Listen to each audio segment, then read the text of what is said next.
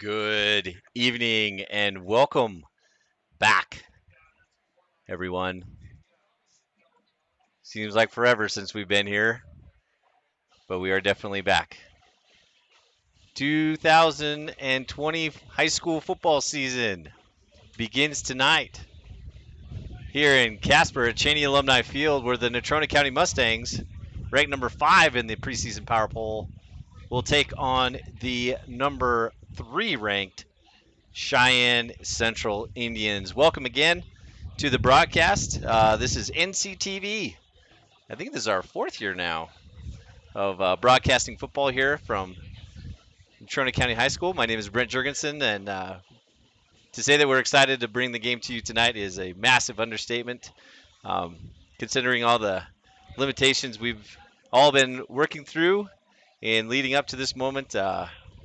We are beyond excited to have our admin and our state being one of the only states and schools probably in the country being able to play tonight, and everybody's hard work around the state and in our community has allowed this to happen. So congratulations to everyone. We certainly want to keep it that way. Fans are doing a great job as they enter the stadium, both on the home side and the away side.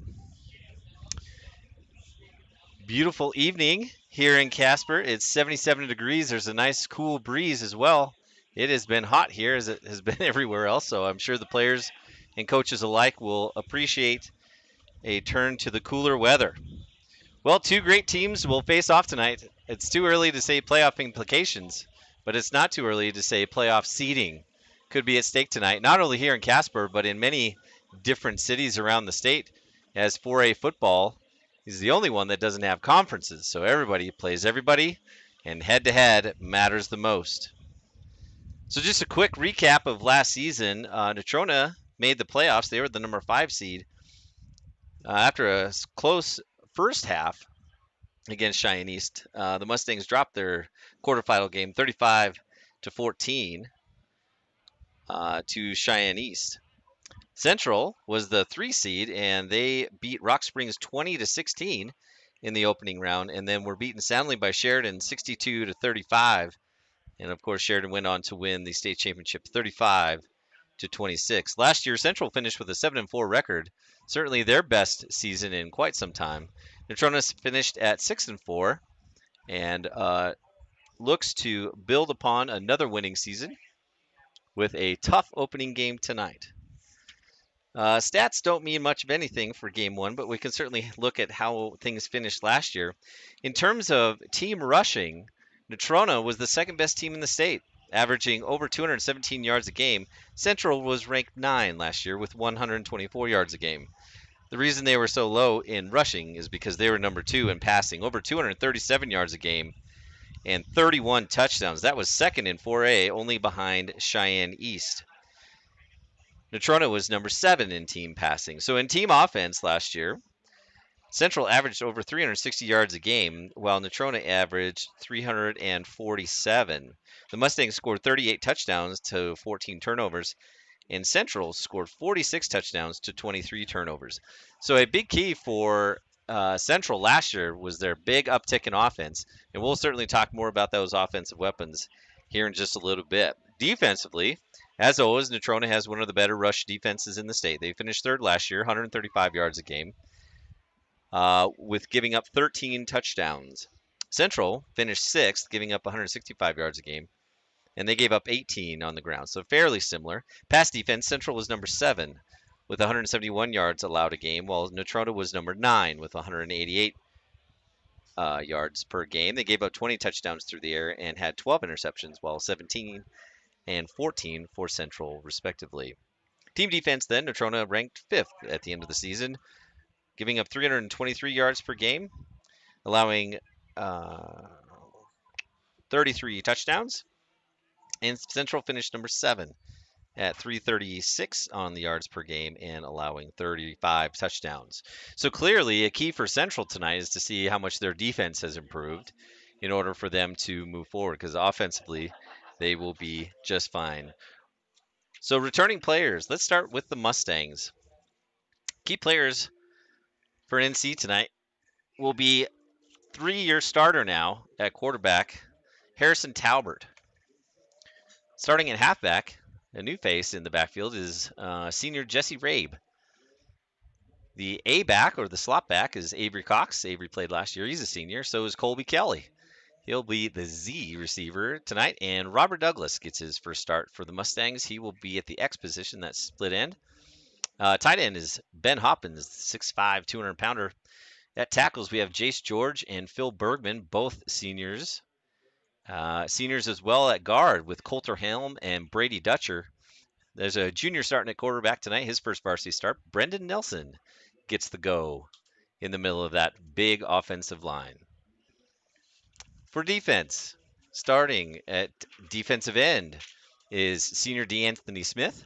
On the other side from him is Jace George, senior, both defensive ends. Defensive tackles, the center is also the nose guard, Brendan Nelson. And getting his first start at defensive tackle tonight, sophomore Cody Crawford. Natrona's running a 4-3 this year. It hasn't happened, well, since I've seen Natrona football, so this should be interesting. 3-year linebackers for the Mustangs. Inside is Jesse Rabe. As we mentioned, he's a senior. Outside linebackers are Bo Hawkins, he's a junior, and Preston Prop, also a junior. In the backfield, the two corners are Kobe Kelly and Nolan Valdez, both seniors. Free safety is Avery Cox. He's a senior. And starting tonight at strong safety is Caden Wilcox. I don't have starters for Cheyenne Central, but I can give you an idea of what they're returning. In terms of individual statistics, Central brings back the number 3 rusher in the state, Carter Labatos. Labatos averaged over 112 yards a game last year. Finished with 11 touchdowns with a long run of 47 yards. He finished with 1,238 yards and 6.3 yards per attempt. The best returning rusher for the Mustangs is quarterback Harrison Talbert, averaging over 60 a game. He had 6 touchdowns. And Braxton Bundy, he averaged 6.2 yards a game and had 3 touchdowns. Passing, this is the big question mark for Central. They have a moving quarterback. We'll get his name and number here soon. But it wouldn't be a sliding to say that their Central season might be resting in his hands. They certainly have the offensive wings to do some damage. So a new quarterback for Central this year. And as I already mentioned, Harrison Talbert will return for the 3rd year quarterbacking the Mustangs. Receiving, this is where Central is scary. So Andrew Johnson finished ranked number 2 in 4A with 90 yards per game. He had 73 receptions, which is 15 more than anyone else in the state. He also had 15 touchdowns with a long of 52. Finished with nearly 1,000 yards at 994. But many people consider him the best receiver in the state last year, and he returns for the Indians, as does Brady Storbo. I believe Brady is a UW. Well, certainly UW has their eye on him. He's number 87. He averaged almost 60 yards a game, had 7 touchdowns, about 12 yards of reception. And Central is tall and fast at that wideout position. So it's going to be a big challenge for the Mustang secondary tonight, covering those receivers. All-purpose yardage, only 2 players returning for each team that made that list. Harrison Talbert was number 4 in the state, averaging nearly 200 yards per game, and Carter Labatos averaging 130. Scoring, Andrew Johnson averaged about 8.2 yards a game, and Carter Labatos averaged 7.3 yards a game.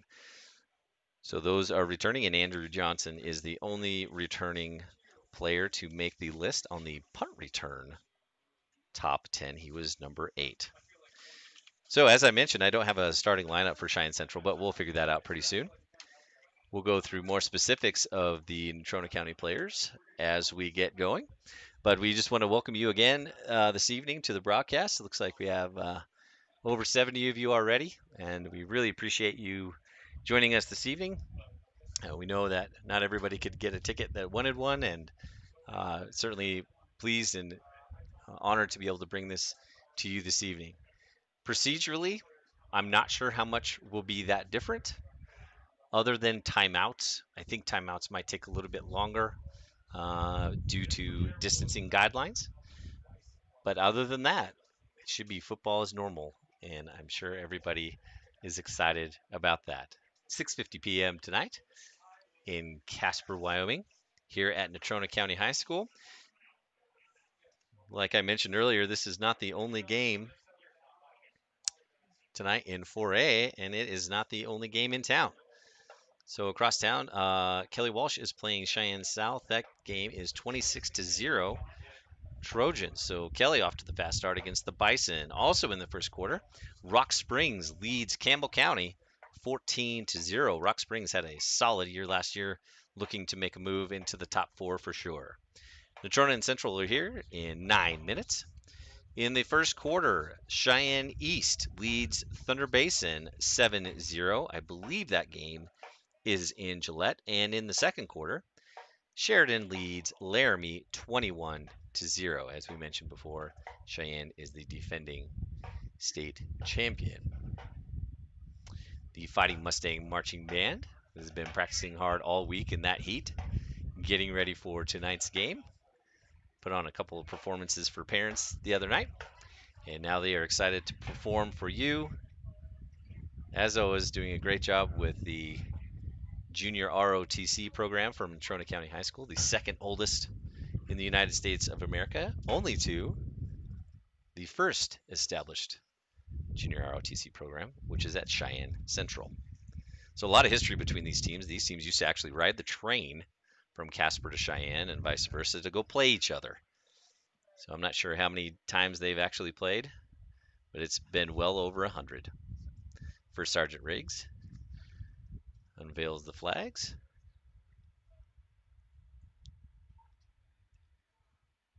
Again, a slight breeze. It's an odd breeze for Casper coming out of the east this evening. Hopefully it'll keep things a little bit cooler for everyone involved. Band director Sean Weiss ready to begin the proceedings for the first game in 2020 for Natrona County High School football.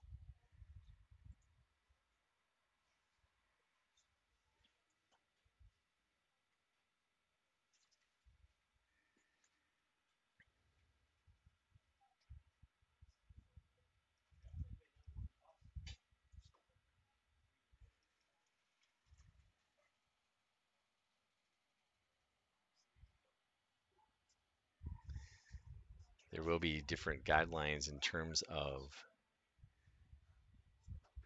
teams being able to gather in the end zone and do their traditional breakouts and whatnot. So that might look a little bit different. Certainly no Mustang tunnel tonight. But in light of many, many other things, we still get to play football. So we're pretty excited about that.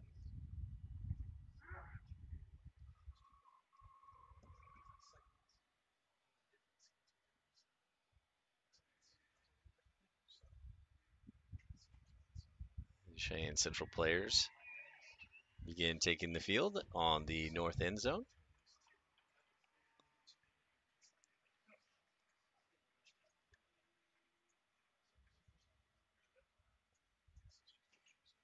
As I mentioned, Cheyenne Central has quite a history as well. Their high school was founded essentially by Chief Dullknife, as Dullknife recognized the need for his tribe to embrace the new world that was challenging them. And if you go down to Central High School, you'll see a plaque with his image on it and a detailed story about the creation of what we now know as Cheyenne Central High School. And now we're just waiting on the Mustangs to take their place. In the south end zone, some nice upgrades to the stadium here. If you ever get a chance to see to the south this evening, I'm sure you will. Going towards the school itself, there's a beautiful new walkout way that's going to be used by the band to get on and off the field many times. Looks really good. The track was resurfaced this summer, as was the turf on the far field. So some nice upgrades to Natrona County High School. this summer.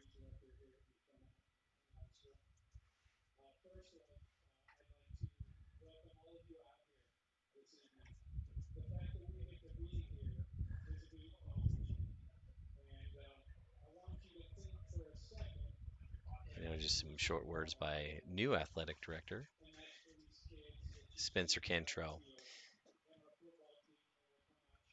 and he's uh, mentioning the importance of social distancing in the crowd and interactions, as we want to maintain the ability for our student athletes to play a full season this fall. As we all know, those seasons were stopped in the spring in mid-April, so many of these students haven't been able to compete since last spring. So they are super excited. They are ready to get out there and play. And so Mr. Cantrell is certainly mentioning the importance of everybody's commitment to keeping everyone safe. So again, we'd like to welcome you all. We're now over 100. Hello, Patrick. Nice to see you again. Hopefully you're doing well and you're safe out in California. Thanks again for everything that you've done for Wyoming football. If you haven't seen wyoming-football.com, it is a fantastic website. We'll mention it for stats and whatnot this evening. Mustang Marching Band getting ready to welcome the Mustangs onto the field, led by senior Nolan Valdez.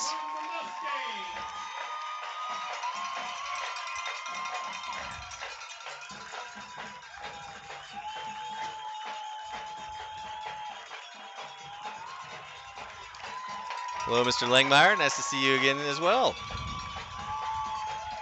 Appreciate you being here. If we have such things as longtime listeners, we know that you're certainly one of them. So, all right, we might actually be able to get started here.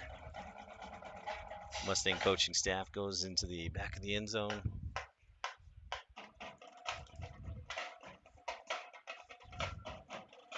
Band sounds exceptionally good, as always. And now I believe we will get the national anthem after the presentation of the colors.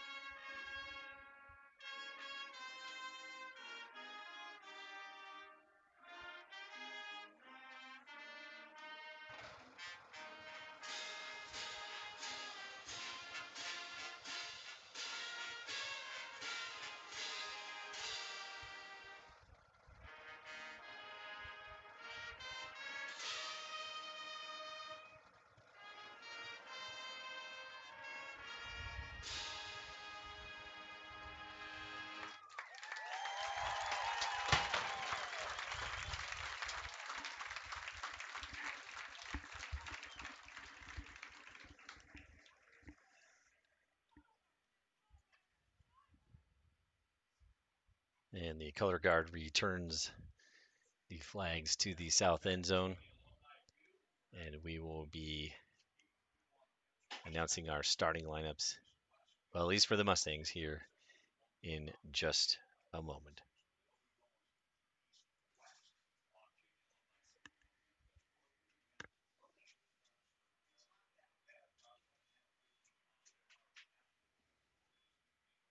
Looks like the Mustang marching band's carrying 8 bass drums. That's why it's they have such that loud low end sound. That's fantastic. 4 quads, 5 snares. You got it dialed up. All right, they're going to exit the field as they leave the field.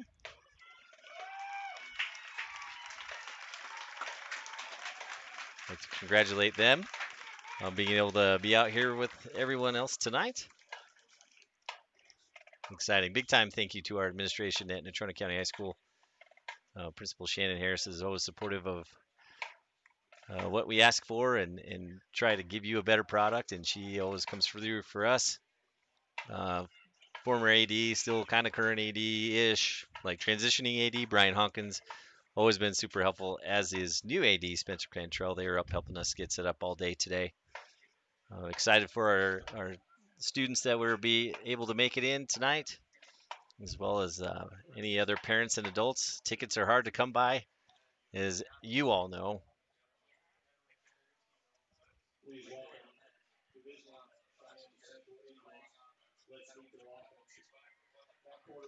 And now we can get ready for the offensive starters from Cheyenne Central. Number 3, I believe he's going to be the quarterback for the Indians tonight. This is tough to do on the spot. They didn't give us the starting lineup, so we're going to try it the best we can. Already way behind. Andrew Cummins looks like he's going to be the quarterback tonight. He's a 5'11", 184-pound senior. 77.58. So Joey Kostlecki, he's a senior, 5'11", 187. Colin Umali, 6'3", 200-pound senior, will start at O-line as well. The Storbo brothers, Brock and Brady. Brock is 6'5", 252, and Brady is 6'5", 242. We didn't get the rest of those numbers, but we'll get them out to you as soon as we can. All right, defense stars in Natrona County. At corner, 6 foot, 157-pound senior Kobe Kelly. At free safety, number 11, Avery Cox. Avery's 5'11", 174-pounder. Saw quite a bit of varsity action last year as well. Strong safety getting the start tonight is junior. He's number 23, Caden Cox. He's 5'10", 158 pounds. Excellent wrestler, very physical. You'll see him flying all around the field tonight. At the other corner, senior, 6'2", 173-pounder, big interception last year. I believe is it against Rock Springs late in that game here at home. Mr. Nolan Valdez. Nolan's got some speed as well. Good speed across the board for the Mustangs. Outside backer tonight, number 32, Bo Hawkins. He's a 5'9", 188-pound junior. Inside, as we mentioned, senior Jesse Rabe, 5'10", 158 pounds. Jesse plays way bigger than 160. Outside, getting the start as a junior as well, Preston Prop, 5'11", 177 pounds. Preston's an excellent athlete and has been on the radar since he was a freshman. Good to see him getting the start tonight. At defensive end, senior 6'5", 243-pounder D. Anthony Smith. He's a senior. As I mentioned before, defensive tackle, number 73, Cody Crawford. He's only a sophomore, but he's 6'1", 282 pounds. And folks, he can move. He is an all-state skier, a national competitor at downhill skiing, so he can move. Excited to see him play tonight. At the nose, tough wrestler again, Brendan Nelson. He's number 56, 5'9", 198 pounds. You might think he's a little undersized to be on that line. All I've heard is how he can knife through the line, so that's exactly what you need at the nose. And rounding out the defense, the big senior, 6'5", 230-pound Jace George. Jace is a 2-year starter for the Mustangs. Saw some playing time as a freshman or a sophomore as well, I believe. And that's your defensive starters for Natrona. Thanks to Mr. Madzi, he got the cameras rolling upstairs. It was a beautiful day to do that. We recruited Zach Nagy to come back. He graduated, but we're not letting him graduate yet, so he's got at least one more game. Right, Zach? You got at least one more? At least one more. Okay. So that's good. Got that going again. I'm Brent Jurgensen, super excited to bring you the game here tonight. A lot of alumni, former quarterback of the Mustangs, Ryan Murphy, I believe, in the stands. That's fantastic to see him. Senior Ben Hoppins, been a kicker for the Mustangs for a long time, and he's going to kick off our 2020 season. Thank goodness we're starting. There it goes. Deep kickoff is going to be fielded at the 4-yard line by number 25 for Central. He's going to try to get up the middle and not going much of anywhere. Great initial tackle by Nolan Valdez. Returned by Jaden Cummings. He's 5'10", 173 pounds, a senior running back and defensive back. All right, so right out of the gate, we're going to get a good look at this Central offense. Obviously very prolific last year, especially towards the end of the season, had a good finishing run. All-Stater Tyler Johnson down here to the bottom of the field. Storbo in motion. Handoff inside. That's number 20, Carter Lobatos. Lobatos is going to pick up about 7 on first down. 2nd and 3 for the Indians. Again, we'll try to get some numbers and starters for you. All right. Quick pass to the outside. That's going to go to Johnson, but an excellent and quick tackle made by Kobe Kelly. Looks like the hitch was just long enough to give the Indians the first down. Tough assignment for Kelly this evening if he's matched up on Johnson. Gonna have to play the deep and short ball like that. Andrew Cummins completes his first pass of the season. All right, 1st and 10. Quick dump pass. That's going to go to Storbo. He's right over the middle, and there he goes. The UW recruit is down to the 40. Stiff arm at the 30. Down to the 20, and tackled at the 9-yard line. The quick dump pass over the middle to Brady Storbo gives Central a big play early here in the first quarter. And now it is 1st and goal Indians on the Natrona 9.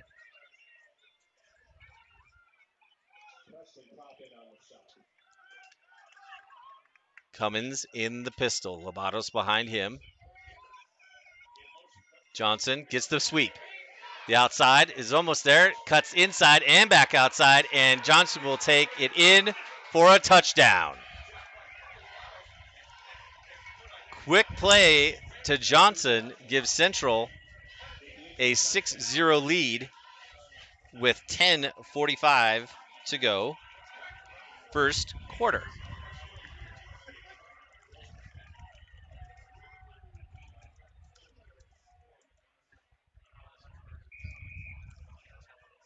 Kicking tonight for the Indians. I believe that's number 29, maybe 28. That is Tegan Tippett. Holder is Kenyon Lewis. Tippett and Lewis are both seniors. So the quick hitter to Storbo sets up the sweep by Andrew Johnson. Looks like there is a penalty on the previous play, but that will be declined. All right, so Tippett back attempting the extra point. It is up, and it is good. So with 10:45 left, just a minute and 15 into the season, Cheyenne Central takes an early 7-0 lead.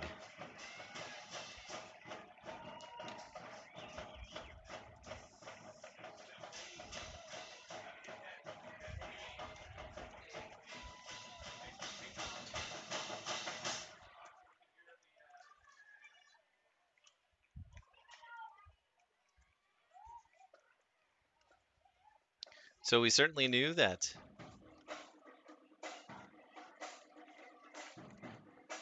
Central had a good offense, and they just proved it. Just a quick hitter. That's a tough play. Looked a little bit like play action with Cummins dropping the ball down near his waist just really quick, and that brings that middle linebacker up, which is right where Storbo ran behind.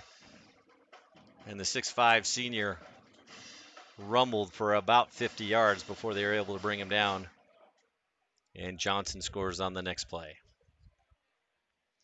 So Robert Douglas and Caden Wilcox back deep for the Mustangs. Tippett will kick off as well.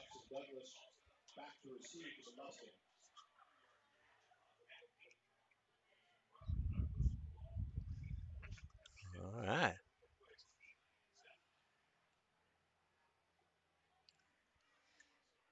I'd like to welcome all the fans from Cheyenne as well.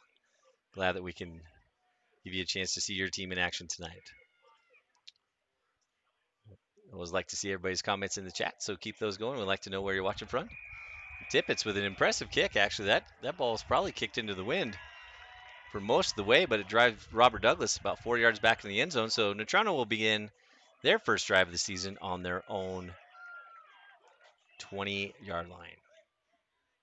All right, offensive starters for the Mustangs. Mentioned these before. We're going to put it on the right hash. All right, up front, we've got Jace George and Phil Bergman. I've mentioned Jace's size already, so Phil Bergman. Little Phil is what they call him, 6'7", 319. Seniors Coulter Hem, Coulter 61, he's 6'1", 227, and Brady Dutcher, 6'3", 230 are your guards. All right, Harrison Talbert's got two receivers to the left side, two receivers to the right. It looks like play action to his left. Harrison rolls out and he slips before he's able to set his feet. Tackle made by number 58. That's Joey Kosteletsky. I didn't say that right. Kostelecki. There we go. Joey Kostelecki. All right, so Talbert got turf monstered there, so it's going to be a loss of 5, 2nd and 15. Starting wideouts are Kelly and Douglas to either side. Avery Cox in the slot. Ben Hoppins is at tight end as Avery Cox motions to the right, and it's going to be a quarterback keeper by Talbert. Good block on the edge by Rabe. Harrison Talbert still got the ball, and he is going to pick up the first down. 17-yard run for Talbert. Moves the chains for the Mustangs. Great edge block by Jesse Rabe there to spring Harrison.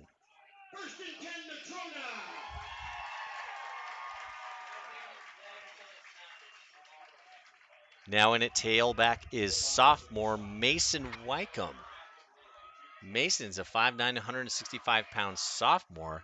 Got excellent speed and a tough runner. Talbert, three receivers to the right-hand side. Going to drop back to pass. No pressure. Quick pass out to Avery Cox. Cox tries to get around in Johnson. And Johnson drops him after a gain of about 2.5 yards. I believe Johnson was an all-state player on both sides of the ball last fall, so an excellent player there. Other corner for Central tonight is Jaden Cummings. He's a 5'10", 173-pound senior. Inside backer there is Nathaniel Talich. Actually, that might be a safety. Nate Talich, he's a junior. He's 6'2", 174. Talbert uses the hard count. Successful in drawing Umale offside. Free 5 for Natrona. He's going to bring up second. And a long 2.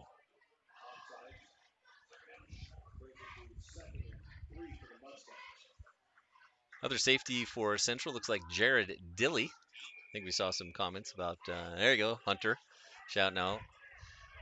So Dilly is the other starting safety. Central likes to play cover 0, just basically man up. Looks like they're in a man free here. All right, handoff's going to go inside to Wycombe, but there's nothing happening. Tackle made by Kostelski. and TJ Wilson. Wilson is 5'11", 256 pounds. These are two of the larger offensive lines. I know Natrona is really excited about the depth that they have at both the offensive and defensive line. So probably a loss of about a half a yard there. 3rd and 3 for Natrona on their own 39. 8:35 left here, first quarter. Quick pass out to Avery Cox. Makes a great catch. He's going to have to get out of a tackle. Not quite able to do it. Just over a yard short. Pass was a little high. And that will force the Mustangs to punt.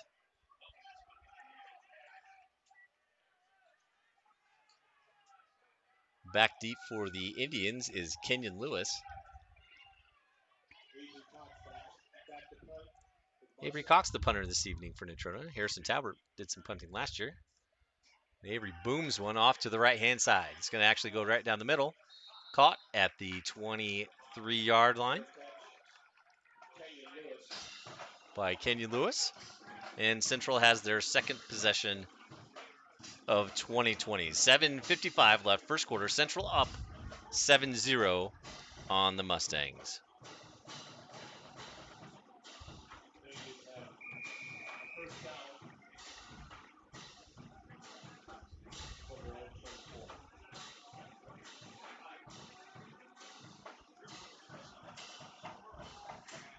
Do the best you can to keep you updated on scores around the state.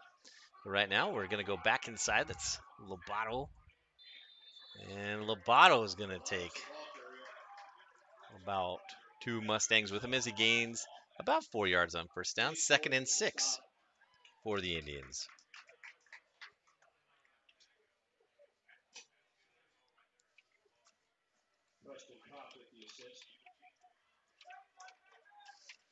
Bo Hawkins, the outside backer. Inside pass, intended for Johnson.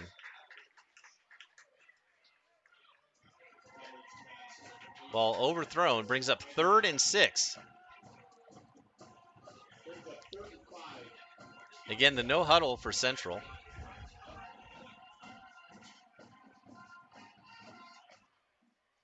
Ben Hoppins in now at defensive tackle. Rabe, Hopkins, and Prop at the linebackers. All right. Ball is bobbled and tossed out to Lobato, and he is somehow going to get out and get the first down. Now, when that happens, people think that shouldn't happen. But when that ball gets bobbled a little bit, sometimes that gives the offensive linemen and receivers a little bit extra time to set up blocks. Plus, defenders freeze for just a second. And let's not kid ourselves, Lobatos is quick, too. So the bobbled pass and questionable toss gives Central a first down on their own 47.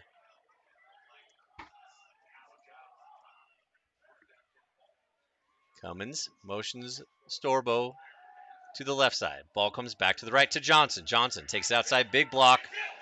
And there goes Johnson, and he is exceptionally fast, and you can see it. Touchdown Central, a 53-yard touchdown. When you've got guys that are 6'5" that can line up as an outside receiver and come in and block for you, that is a tough combination.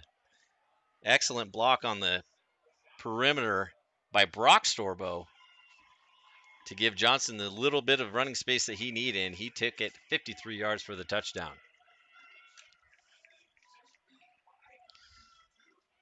Johnson's second touchdown of the evening, his first receiving touchdown.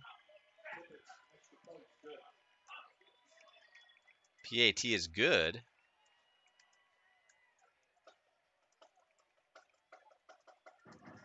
Central now leads Natrona 14-0.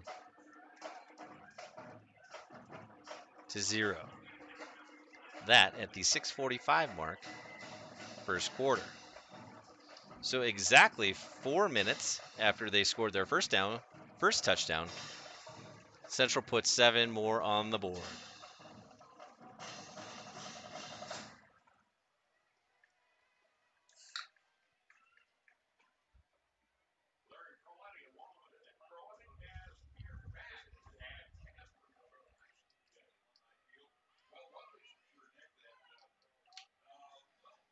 Well, in the pregame, I mentioned that the wild card for Central was going to be Andrew Cummins, the new quarterback.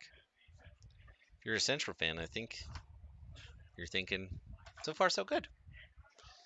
Overthrew one pass, but he's thrown a couple darts that have led to big yardage. Didn't panic on a bobbled snap. And Central very quickly up 14-0 over the Mustangs.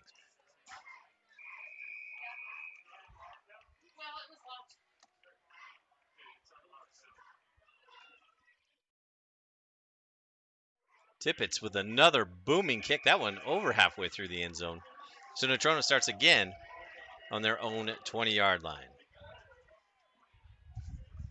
Couple updates real quick. Halftime, Sheridan, ranked number 1, leads Laramie 28-3. That's the game at the half. Second quarter, Cheyenne East and Thunder Basin are tied. In the media poll, East is number 7, Thunder Basin is number 5. Our score here at Natrona is 14-0 Indians. Central leading the Mustangs. In the second quarter, Kelly Walsh leads South 33-7. And in the second quarter as well, Rock Springs has opened a 21-0 lead on Campbell County. All right, Harrison Talbert back in the shotgun. Robert Douglas in motion, and Harrison's going to grab it and try to work back, trying to make a couple guys miss, but no dice there. Snap was a little high over Talbert's head, and it is going to end up being a loss of 15.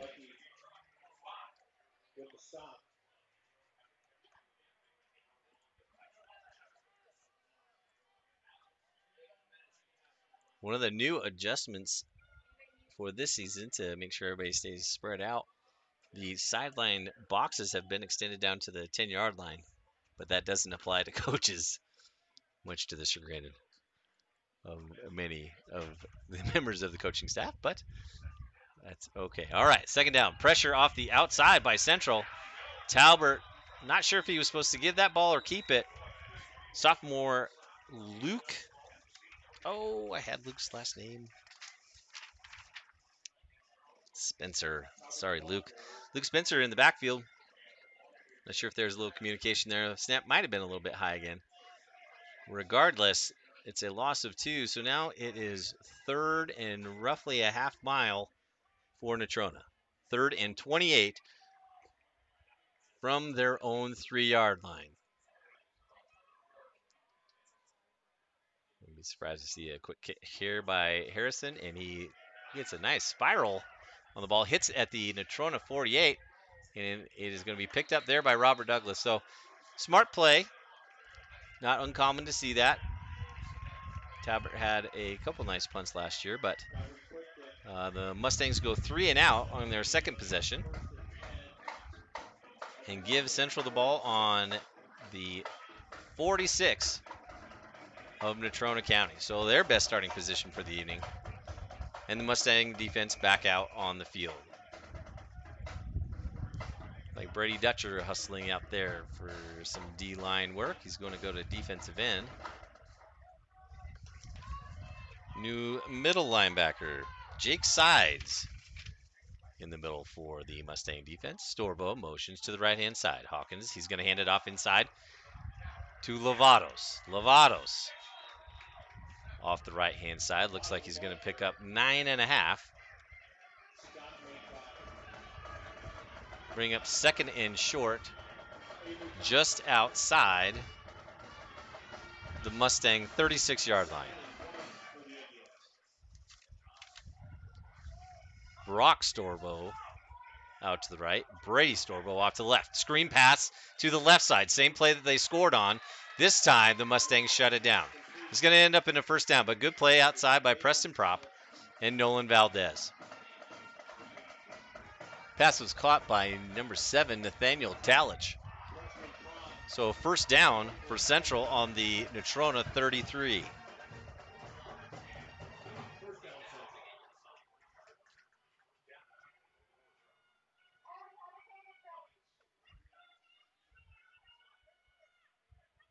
So 3 receivers to the right side, Storbo, and Johnson. Hawkins is going to hand it up off the middle again to Lovatos. Lovatos dragging a few Mustangs down as he gains about 5.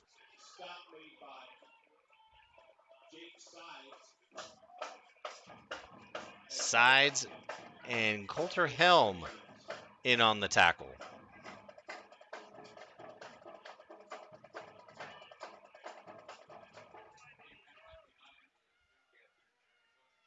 Johnson motions inside. Hawkins drops back. Ball's going deep. Nolan Valdez is there. Ball was overthrown. Certainly plenty of contact up the middle. Central running a lot of screens so far. But good coverage on the outside by Valdez brings up third down and just over 4, I believe. Scoreboard says 3rd and 5, so we'll go with that. Cummins in the pistol. 3 receivers to the right. Storrow drops back. Middle screen. Central likes running this play. And that is Brock Storbo dragging tacklers for about a 10-yard gain. But we have a flag in the backfield. We'll see what this looks like. It's going to be a hold against the Indians.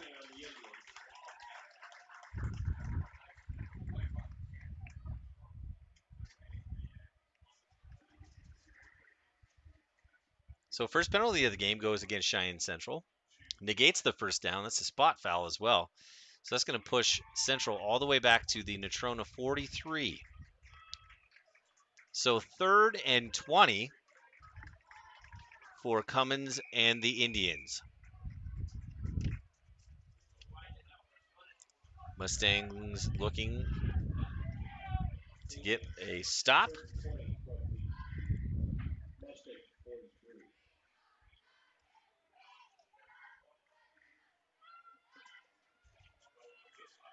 Nice orange sunset, as it usually is this time of year. And it looks like Central's going to take a timeout. So timeout Central, their first one of the half.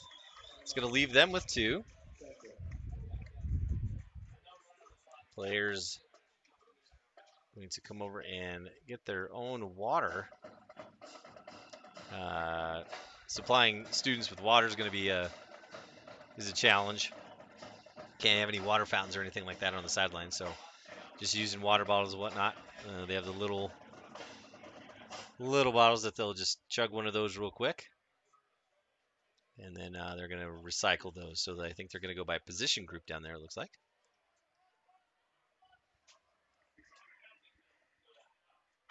So first quarter, Cheyenne Central leads 14-0 over Natrona County.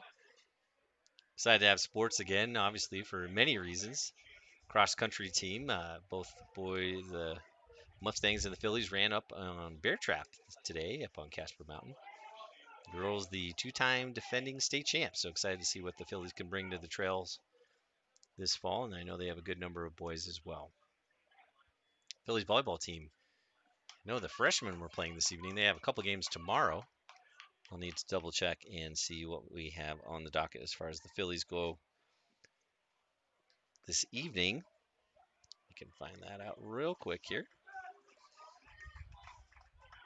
New head coach Adrian McNamee makes her debut leading the Phillies this weekend. Golf teams have been at it for a couple weeks. Coach Faust, hope you're feeling better, sir.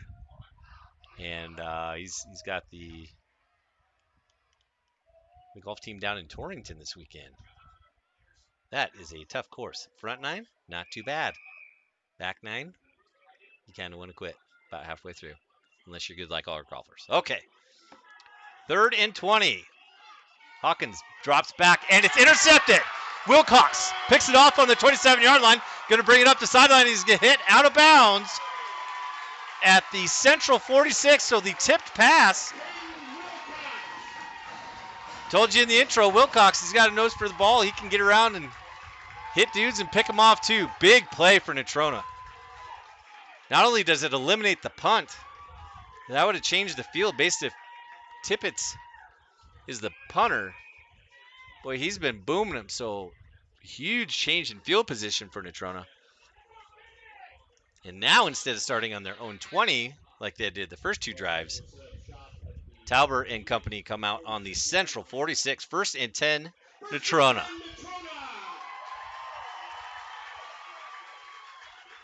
Tight right. 2 receivers split out to the left. That's Cox and Douglas. Talbert back. He's going to keep it. He's going off that left side. Stutter steps. And a good tackle made by 58 Ethan. I'm sorry, Joey Castells. Oh my gosh. Kostelecki. I'm going to get it right. Kostelecki. I'm probably still not saying it right.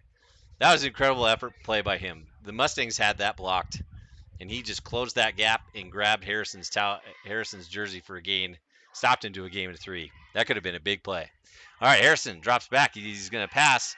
Pump fakes, and he's going deep. Robert Douglas, he's got some speed. Just barely overthrown on this near sideline. Look for that combination this year. Harrison gets a little air under that, and that is 6. Robert can fly. So 3rd and 7, Natrona. No doubt they are in, well, I would imagine that they're in 4-down territory. And that will change your play call here.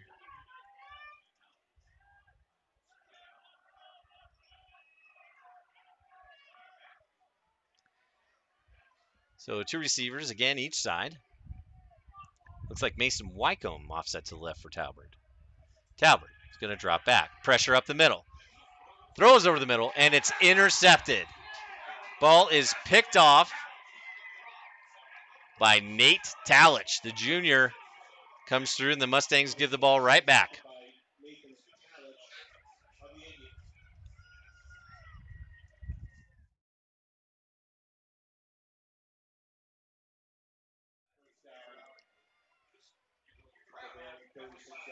So the Indians and the Mustangs trading interceptions here with 2:20 left in the first quarter.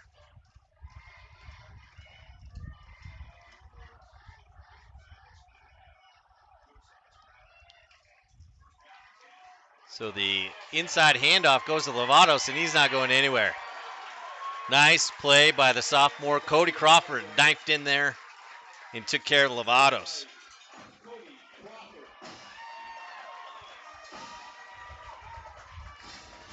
All right. This is, like I mentioned, Central is exceptional on offense, so Natrona gets settled in here and sees what's coming. I'm sure they'll get her figured out. Need plays like that for sure. Great play by Cody Crawford.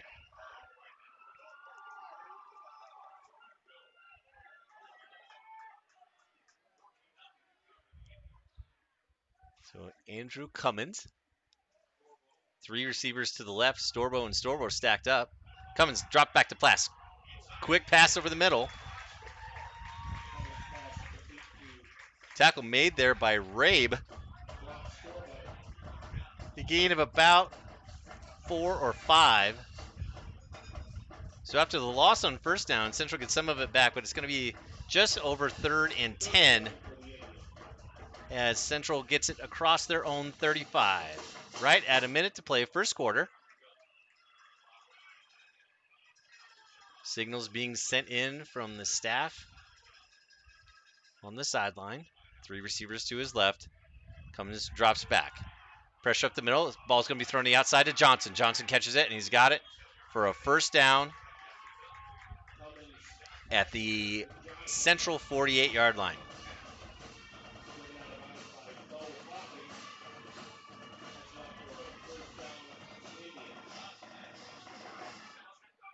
Matthew Barrett seeing some action for the first time this evening. So Central comes away with the first down. 3 receivers to the left again. And back to pass. There's that same pass play again. That time to Brock Storbo. Good tackle by Caden Wilcox.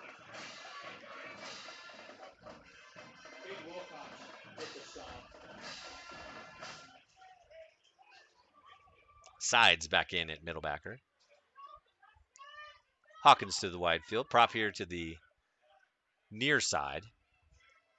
2 safeties over the top as Johnson motions to Cummins left. 3 receivers left. Now it's going to go to Johnson. Johnson bobbles the ball. There's a forward pass, so no lateral, no fumble. That was second down, 2.5 yards. So that brings up 3.5 from the Mustang 42.5 yard line. with 4.8 seconds left, first quarter.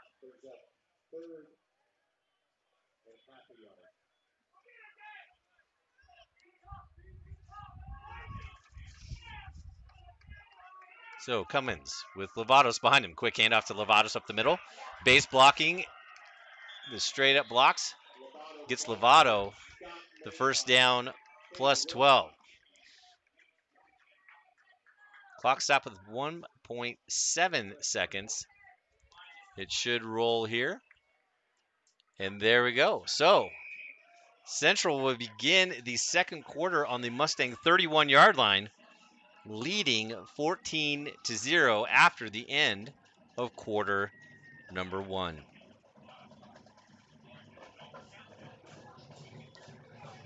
Great to see everybody on the chat. Keep it cool, keep it clean in there. My man Zach will have to bust you out. Over 223 viewers this evening. Thanks for joining us. We will have every Natrona home game this year. So if you want to go into the YouTube tab there and hit the subscribe button for NCTV and the little bell there. Oh my gosh, I sound like a YouTuber. It's awful, Zach. Hit that bell. Hit the bell for the reminder, and you'll get reminders on your phone or any other device to let you know when we are going live. We tested it a couple times today and worked just fine on my phone. So thanks for all the support. Appreciate you joining us this evening. Excuse me. So first quarter is over.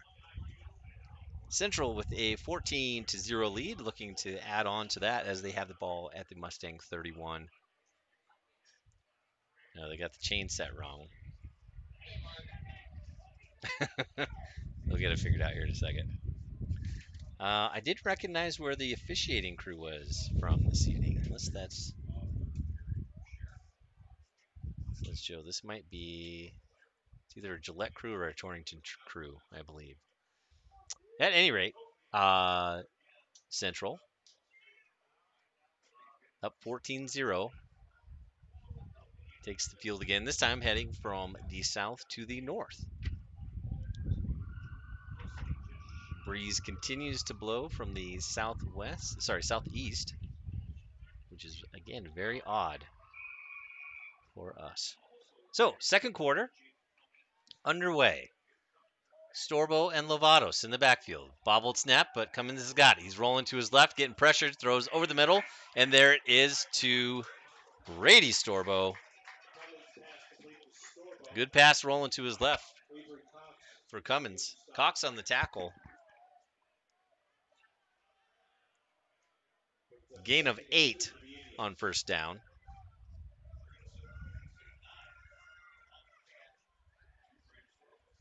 Jaden Cummins now in the backfield.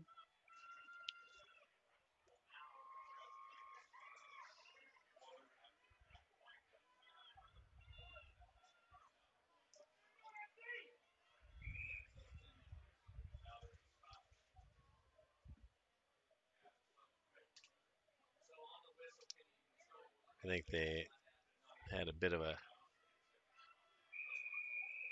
clock mishap there. I think we got it figured out. All right. So second down. Actually, first down. Cummins drops back to pass, looking to his right. He's going over the top. He's got Storbo in the end zone. Nearly picked off by Bo Hawkins. Great coverage by Wilcox. Tough assignment for Caden. Trying to guard the 6'5" senior for Central. Boy, a lot of times, though, that's a touchdown. So great play by Caden Wilcox to break that up. Good hustle, too, by Bo Hawkins. That was nearly a pick. That would have been a big second turnover by Central. Instead, it brings up 2nd and 10. Storbo and Johnson off to the right. Lovatos back in the backfield. It's going to be a counter play off the left side and a big-time play by DeAnthony Smith. Great job crashing down by the defensive end there. Debo sniffs that one out for a loss. Second down. Goes for -1 yard. Brings up 3rd and 11 for the Indians.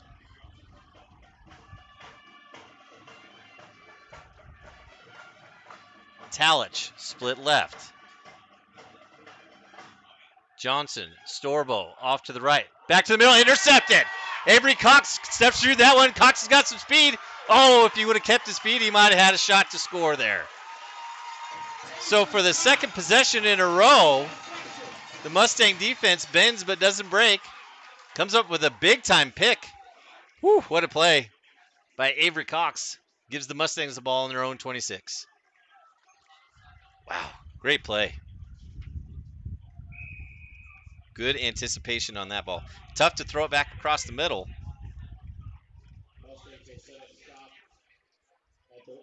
Because that's usually what happens. Great play by the senior there. Gives Talbot the ball for the 4th time tonight. 10:52. Second quarter. Talbert's going to run it off to the right side. He's got a little bit of a hole. Comes back, bounces outside, and he's going to be taken down at the 36-yard line. He'll be really close to a first down.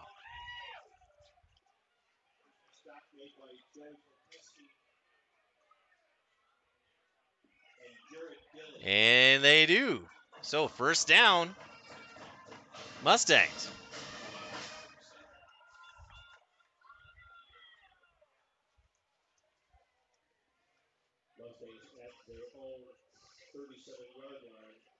First and 10, Natrona.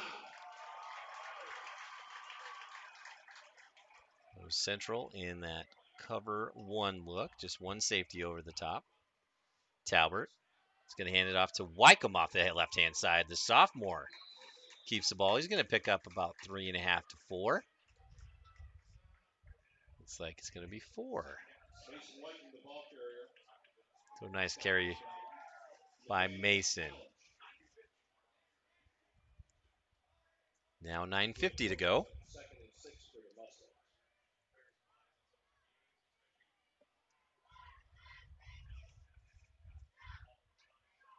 A little quieter than normal.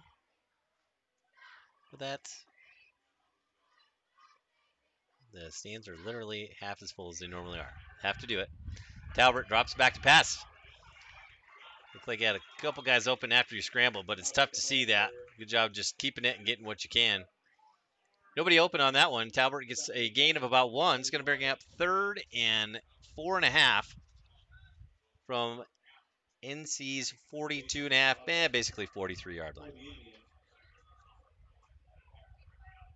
4 wide receivers set for Natrona.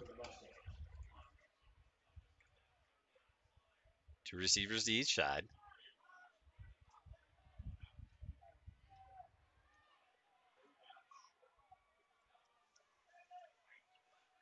Douglas and Kelly split to the left. Cox to the right. Cox, got a couple guys open. Ball over the middle, and it's picked off. Ball was tipped and one-handed by Andrew Johnson. So back-to-back turnovers. And the Indians will start on their own 41.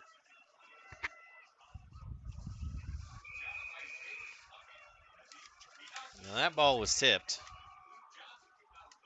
Garrison had a couple guys open. Looked like they ran some double routes, like a switch route here on the bottom to this near side, just where the outside and inside receivers switch spots and then go what you call vertical, just straight up the field. Trying to see, boy, Harrison did a good job of taking care of the ball last year. I don't think it counts when it's tipped, but at any rate, and then Cummins drops the ball again. So he's having a tough time in the ball secured.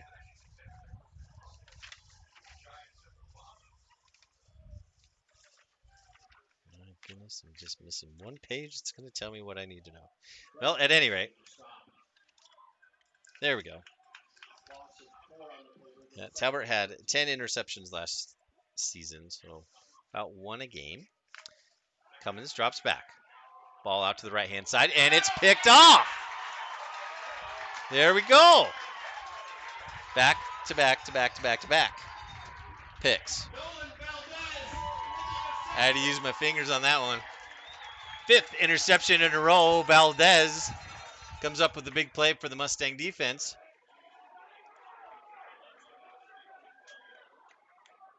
Great job. They're getting it figured out. I mentioned in the pregame, it is a big-time challenge for that secondary. And it looks like they're getting it figured out. So great job out there by Nolan Valdez. The senior gives us the Mustangs the ball on the central 47-yard line. 7:59 to go, first half. Here at Cheney Alumni Field. See the band moving on to the track on the far side. All right, here we go. Harrison Talbot, student body left. He's going to get the edge, but not much more out of that. Gain of about 3. Bring up 2nd and 7. As is the case in most football anymore, nobody huddles. So quickly back up to the line. Million Allison in the slot to the left with Robert Douglas, Kobe Kelly, and Ethan Cox here to the right. Mason Wycombe in the backfield. Rolling right. Talbert's got a man. It's Avery Cox. He's caught the ball, and he's going to have a first down out to the central 35. Tackle made by Eli Castillo.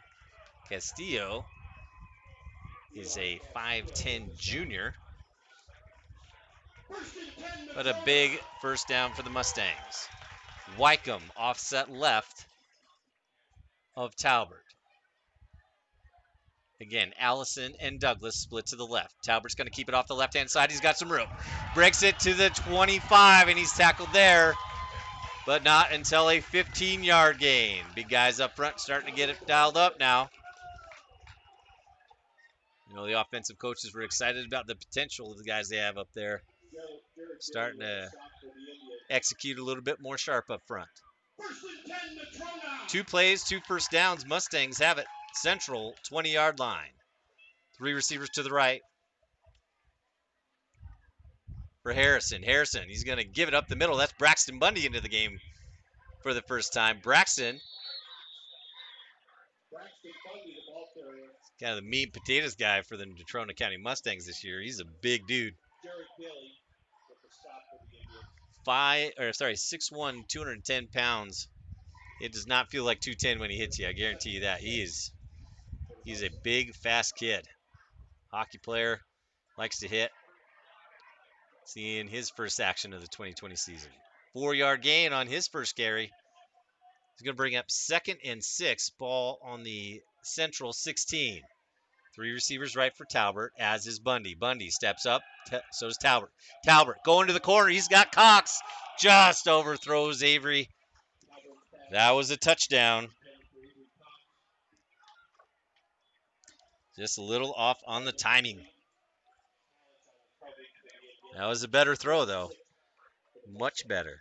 So, the incomplete pass brings up 3rd and 6 for Natrona. No doubt they will be going for it on 4th down if they don't get it here.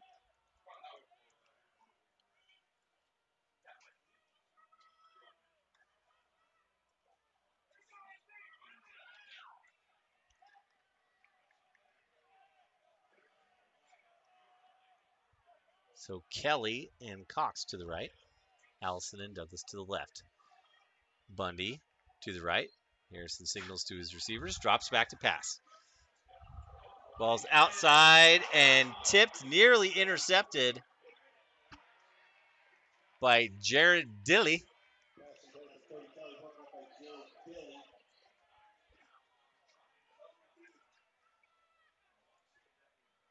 That is a long throw from the middle of the field there. So the incompletion is going to bring out the kicking team. That's Ben Hoppins, senior kicker. It's going to be held by Caden Wilcox. So a slight breeze blowing left to right for Ben Hoppins. This will be a 33-yard attempt. First one of the year. Kicks down, snap is a little bit low, as is the kick. So no good on the first attempt at a field goal for the season. Ball will be spotted at the central 20-yard line. So with 6:11 to go in the first half, the score remains 14-0 Central over Natrona.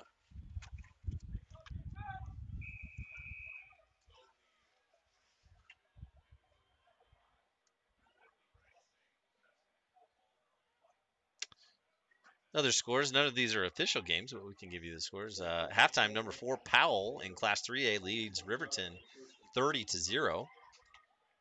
Lander and Pinedale, we don't have a score there, and Rollins and Wheatland are playing. That looks like a little motion and a broken play. Now that should have been a penalty. I'm not sure why that wasn't called. At any rate, the result of the play is a 1-yard loss. Now maybe they did get the penalty. Snap count was a little off there.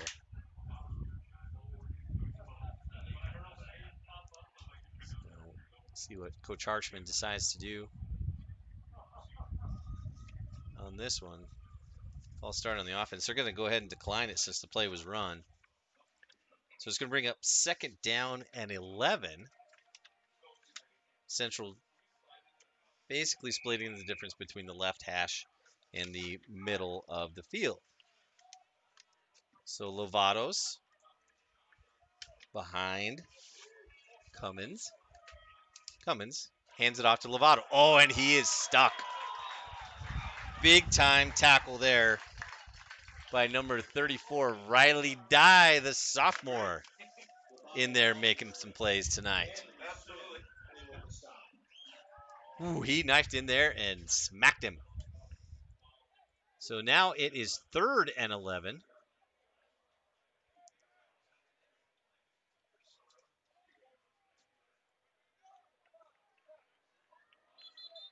Three receivers to the right for Cummins. Looks like Central's going to take its 2nd timeout of the half. So that leaves them with 1 with 5:09 left here in the first half. Out-of-state games tonight. Number 1 in 3A, Star Valley, they lead Summit Academy of Utah 7-0. Number 2 in 3A, Jackson leads Teton, Idaho 14-0. Evanston and Ben Lomond High School out of Utah are tied at 0. It's halftime between the Upton Sundance Patriots and the lead Deadwood Miners. I think I'm guessing on that mascot. The U.S. Patriots lead that game 25-6. Lyman and Malad, Idaho. What is going on with these names tonight? 0-0, tied. No score between Newcastle and Hot Springs, South Dakota.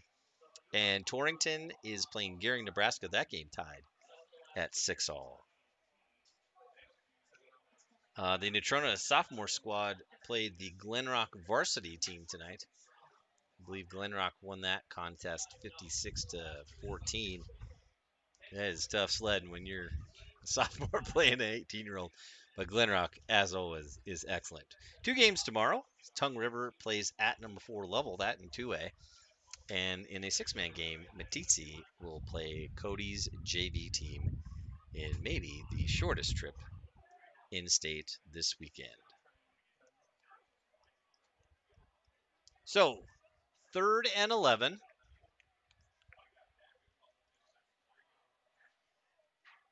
Mustangs looking for another stop.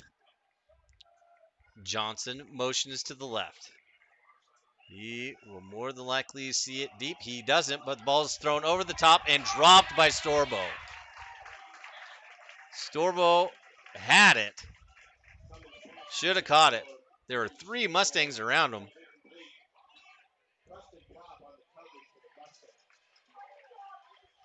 Prop and Kobe Kelly on the coverage. Great job there. It was actually a well-thrown ball, the old wheel route. They faked the play to Johnson. They've run that before, and then go over the top to Storbo. I'd argue at least eight times out of 10, Storbo comes down with that ball. but he didn't. And so Natrona's going to get a chance to get the ball back with 5:03 left first half. Try to put some points on the board. Snaps a little bit high to Johnson. Johnson drives it up the middle. Ball's going to hit the ground and take a little bit of a bounce for Central, but it's going to be down at the 38-yard line of the Mustangs. Now, there is a flag on the sideline down here on this near side.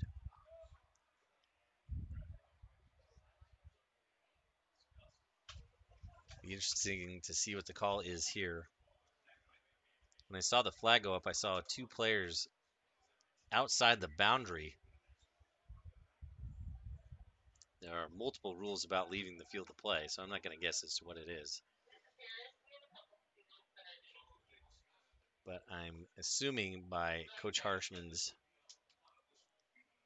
gestures that he's not excited about the play.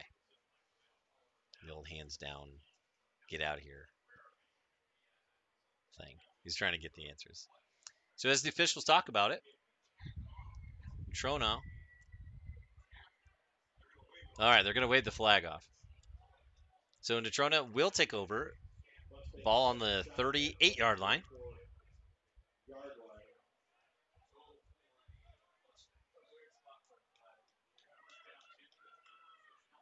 So good for the officials for talking that one out. First and 10, Natrona.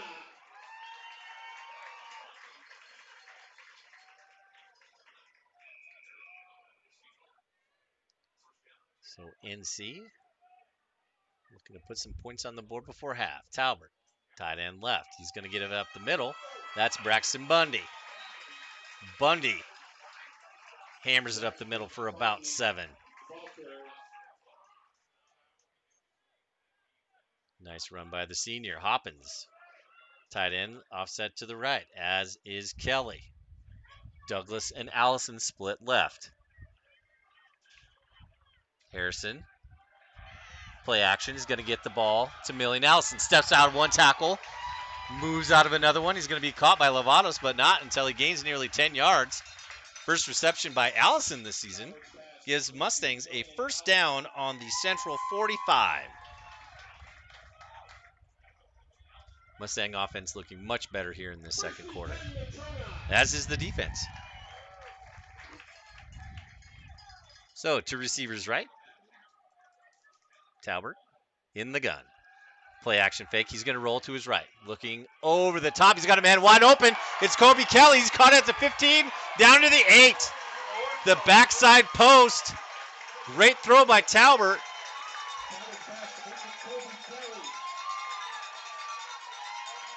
It's like we've got an injured Central player. It's like a cramp, to be honest with you. We'll just guess on that. So big time play. That ball was on the 45-yard line all the way down to the Central 8. A 37-yard play gives the Mustangs first and goal just under the 4-minute mark here, first half. Injury timeout is going to bring the teams to the sideline so they can water up.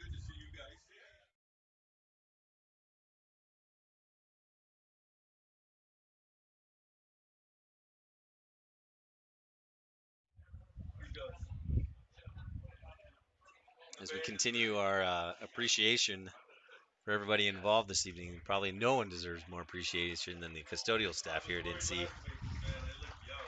After every contest this season, they will have to disinfect every surface that was used the game before. So they will, the sophomores here at NC played tonight against Glen Rock, as I mentioned.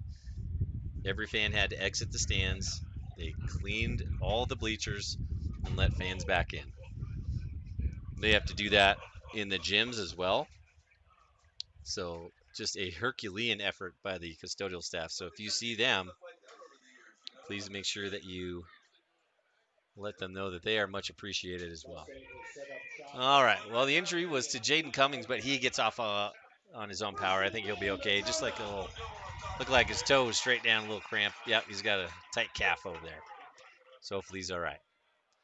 All right, so Mustangs first and goal on the central 8. Robert Douglas in motion. Snaps high. Talbert can't quite get it. Timing was messed up there. Boy, I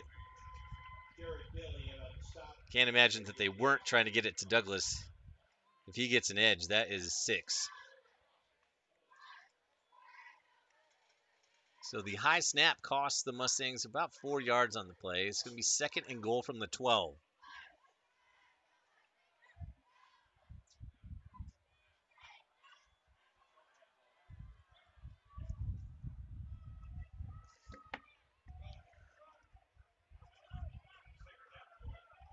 Bundy offset to the left for the Mustangs. Again, sweep by Douglas.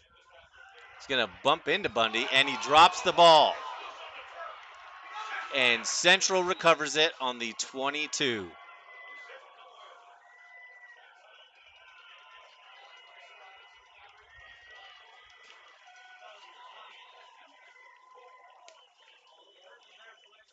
So I think part of that was that Robert ran into a lead block.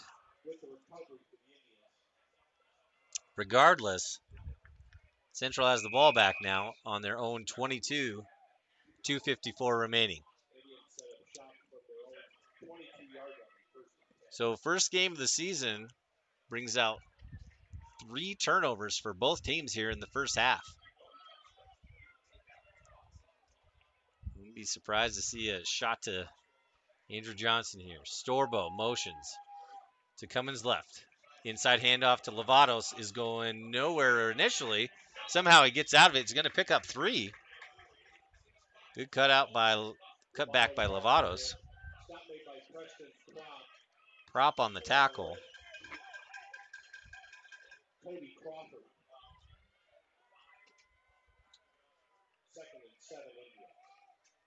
Bo Storbo's split to the left side. Cummins goes back to pass. And he's going to try to get to the outside. He gets up to the 33. It's going to be enough for a first down, I believe, depending on the spot. And it is. So after the tackle by Jesse Ray pushing Cummins out of bounds, it stops the clock at 2:27. 3 receivers left. Low snap again. Cummins is going to try to get out of there, but there's nothing happening. Good solo tackle by the senior Jace George.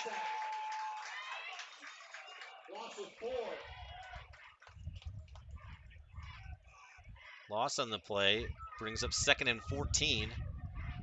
Central. 2:03 and counting. Shift. 3 receivers to the right for Cummins. He's looking to his right. Guys over the middle, but he's going to drop and run it. Tackle made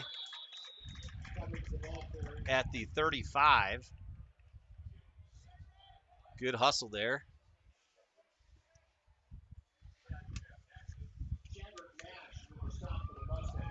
Chedrick Nash.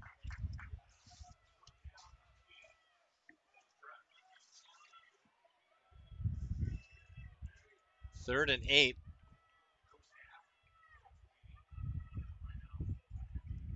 All right. Cummins talks to both of his outside receivers. I'd be surprised if this doesn't go to Johnson. And it's underneath. There's a penalty flag by the far official. To be fair, that's a pretty easy call. It looked like the defender. I couldn't tell who the defender was for Natrona, but they were there a little bit early.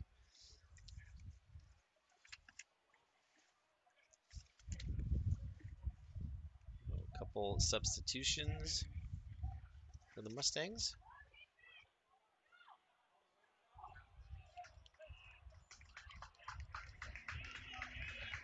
So looks like they are picking up the flag. Or he did catch it. Wow, I thought he dropped it. Okay. So it looks like it's going to be a timeout for the Mustangs. That's their first of the half. So now you got to talk about the guy who's punting for Central. Andrew Johnson, who has both touchdowns for the Indians tonight, is their punter as well. And with a 14-0 lead, the ball in his hands is not an exciting proposition for the Mustang defense. So I'm sure they're talking about what we call punt safety here.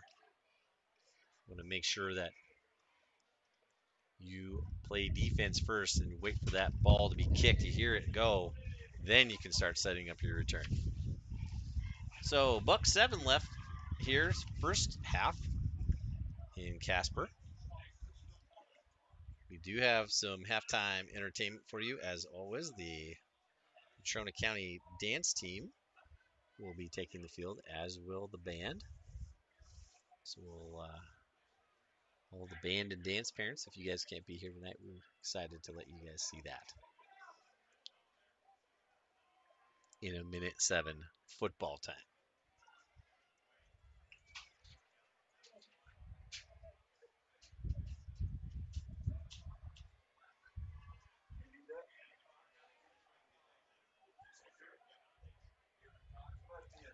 So out of the timeout now, it's going to be Caden Wilcox deep.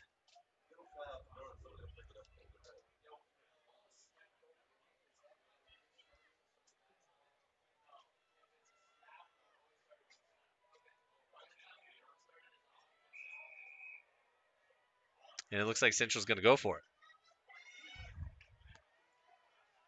So Storbo on the motion. Johnson to the right-hand side. Short pass. And then Johnson catches it at the 45-yard line. Gain of 6 or 7 on the play is going to be enough for a first down. Now Central quickly back out.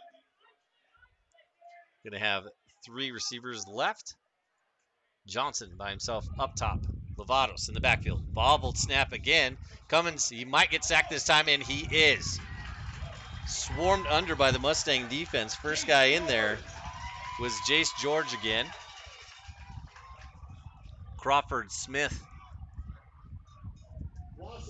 And Nelson in also. Cummins spikes the ball.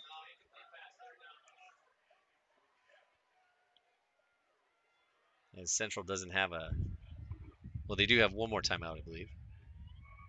But they don't want to burn it here. All right, so the sack and then the bobble, well, the spiked ball bring up 3rd and 12. Ball on Central's 43.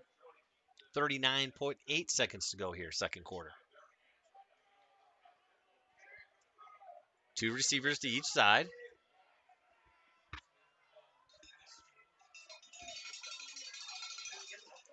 Screen and wheel to the right. Ball off to the side. Good tackle in the open field by Bo Hawkins. Storbo with the catch, but it's going to bring up 4th down again. 26 seconds to go, first half. Well, you just got to back off and not let anybody behind you here. Cummins, quick pass to the outside. Johnson catches it again. He's going to have enough for a first down. Ball at the Mustangs 44. 16.5.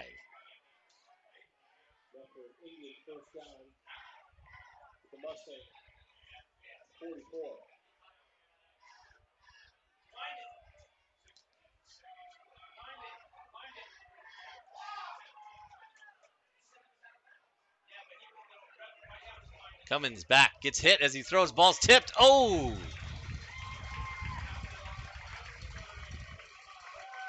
6.9 seconds left to go in the second quarter. 2nd and 10. Now, based on his kickoffs, Tippett could probably hammer one from 50.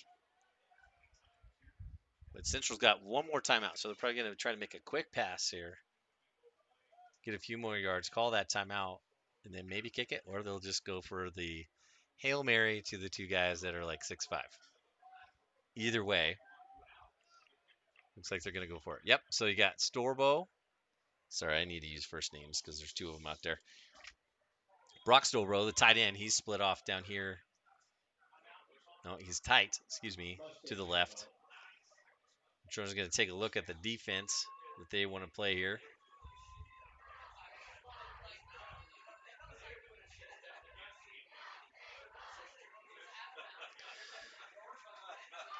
So probably one more play in the first half. Quick score update before we go to the halftime show. Coach Washington, come on, man. Sheridan leads Laramie 35-3. That game in the fourth quarter. East and Thunder Basin are tied at 14 in the third. Kelly leads South now 54-7. That game in the third quarter, and Rock Springs still leads Campbell County 21-6.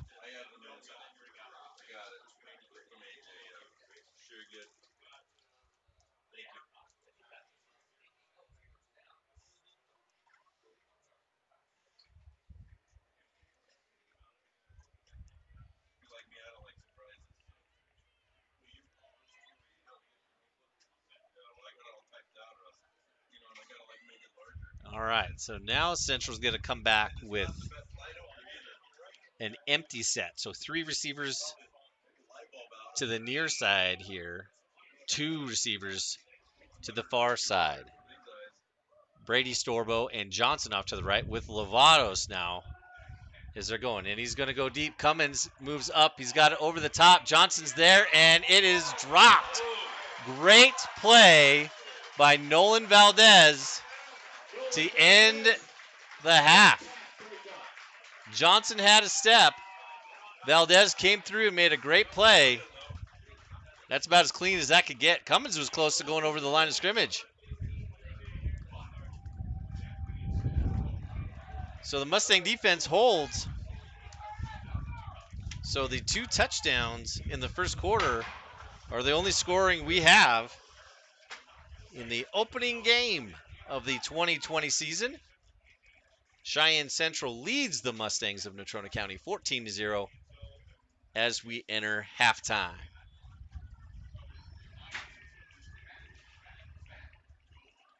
So the teams are going to exit the field.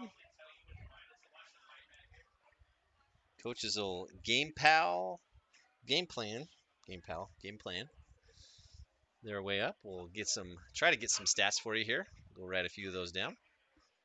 Give you guys a break from listening to me, and you guys can listen to some real talent out there. Try and get our trick window open. Ladies and gentlemen, please welcome to the field the pride of Casper, Wyoming, the Natrona County High School Fighting Mustang Marching Band. All right. The band has more than a century of So, performing we're going to try a new microphone here. See if we can get a little bit better sound for the band. So we'll go ahead and start that, and we will check in with you in about 15 minutes. Thanks for joining us tonight. Enjoy the show. And Mason Napier. In 1983, the German band Nina released a song that would be a super hit around the world titled 99 Left Balloons. An English language version titled 99 Red Balloons soon followed in 1984. The English version is not a direct translation of the German original. It contains lyrics with a somewhat different meaning. In the U.S., the English language version did not chart, while the German language recording became Nina's only U.S. hit, reaching number 27. Drum majors, Anna Zetta, Jenna Farley, and Mason Napier. Is the band ready?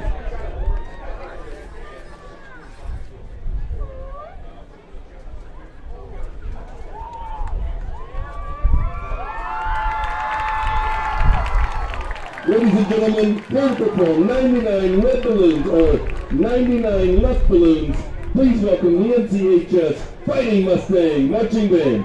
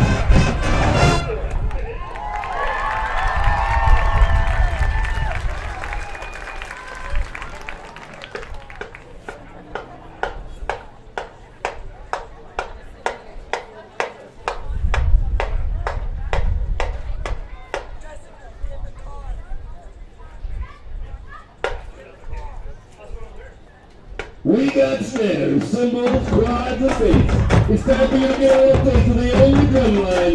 Guaranteed to show up and show out anytime, any place, anywhere. Introducing the Fighting Mustang drum line.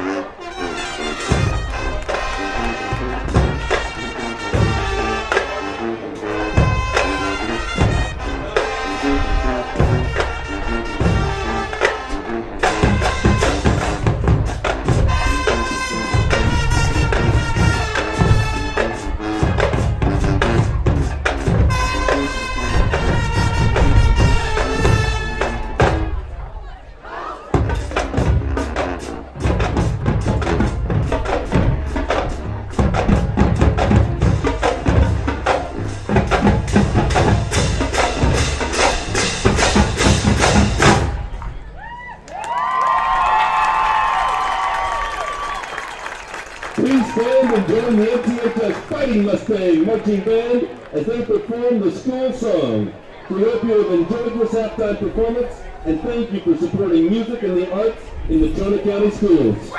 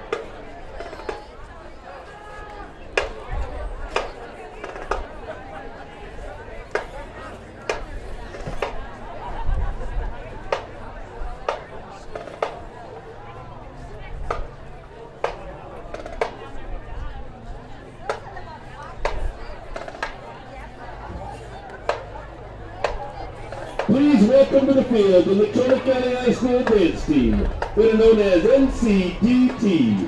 The dance team is under the direction of Coach A.J. Campbell, with team captains Eliza Walters, Zoe Pickett, and Jenna Farley.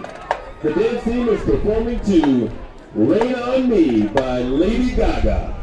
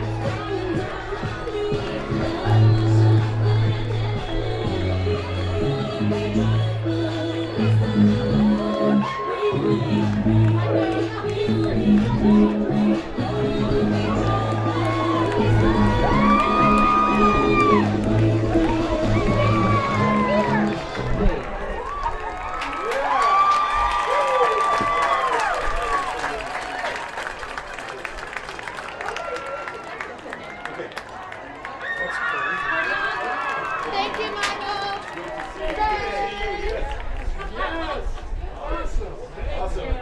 Thank you so much. Keep it together, right? Alright, one, Yes.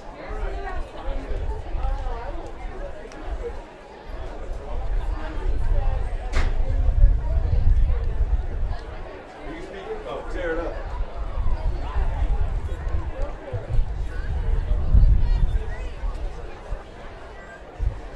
I forget that other guy going now since he keeps telling me I should stay.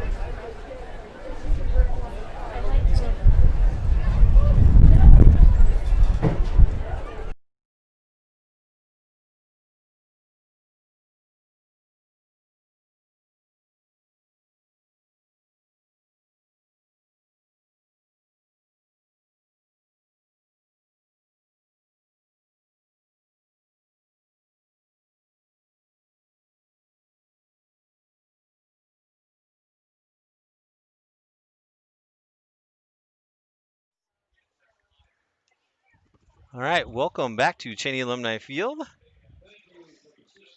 The opening game of the 2020 season here in Casper. Our halftime score is Cheyenne Central 14 and Natrona 0.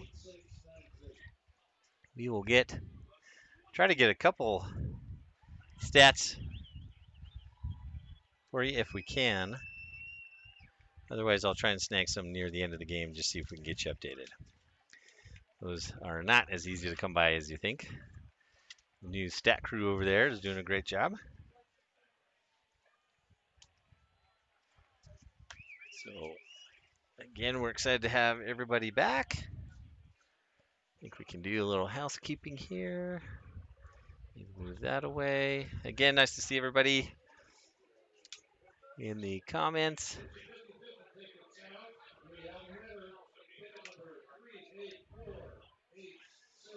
We'll work on that audio. We're trying a new mic so that we might be able to hear the band a little bit better. We'll continue to test run that and see what we can do next time. All right. I don't know. The wind's picking up. We've got plexiglass, masks, birds' heads are falling off. I don't know. It's pretty crazy. Okay. At any rate, nearly 8:30. Team's back on the field with that 3-minute warning about to expire in about 45 seconds. So teams will warm up for a few minutes and then get back at it. Third quarter action here from Casper. So just a quick scoring recap. Both touchdowns occurred on the first two possessions of the game for Cheyenne Central with 10:45 to go in the first quarter. So just a minute and 15 seconds into the season. Andrew Johnson took a sweep to the left-hand side, made a nice move in and then back out to cross the goal line and a touchdown. PAT was good by Tippett, and that gave Central a 7-0 lead. On their next possession, Central, it might have been about 3 plays, if I remember correctly, but Johnson caught a screen pass out in the flat, and 53 yards later scored a touchdown. The PAT was added on again by Tippett to make our score 14-0. No score in the second quarter, and that's where we sit. So Central will kick off to start the second half, and Natrona will obviously have the ball first. Say a big congratulations to our athletic trainer, Leah Washington, and the Washington family on the addition of their new baby to the family, little boy. So we're excited to have another Mustang in the mix. That's awesome. Everybody's good there. Classes will start on Wednesday of next week, so we're excited to get all the kids back and take care of everybody and get back to what we all do best, and that's taking care of each other. So exciting times for sure. Nice to not be at home, Zach. I'll tell you that.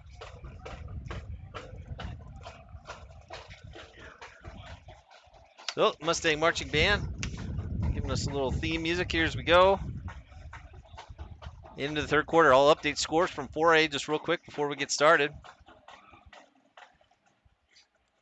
couple games, actually every game is in the fourth quarter except for the game we are with. So most exciting game is certainly up in Gillette, where Thunder Basin and East are tied at 21. Sheridan leads Laramie 42-10. Kelly Walsh leads South 54-14. And Rock Springs now leads Campbell County 28-6.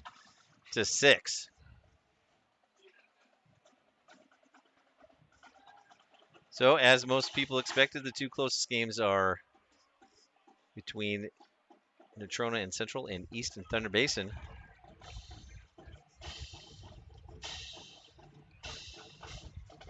Hopefully we get to enjoy a wonderful season.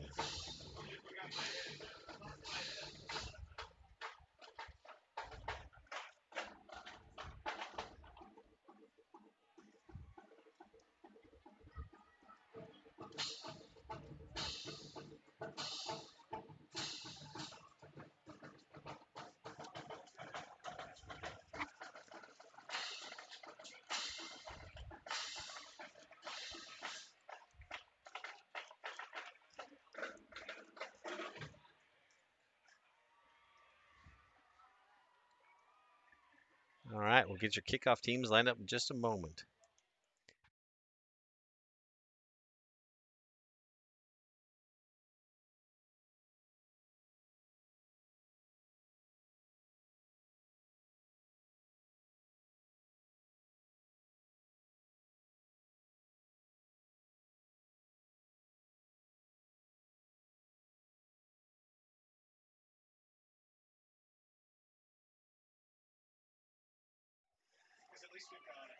All right. Just a little troubleshooting there. Working on our audio video feed. We're trying a new software program tonight, so we appreciate your feedback.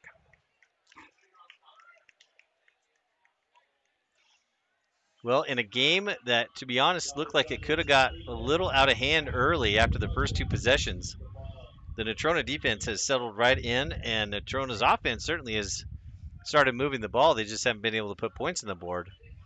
So an important first possession for Natrona as we begin the second half here in Casper. 5 across the front for Natrona as Tippett has 5 on each side, and he's going to kick it off. Another low lining kick, and it's going to go deep again. So third time that Central has kicked off tonight, and the third time that Tippett has a touchback. That's what you call a defensive weapon.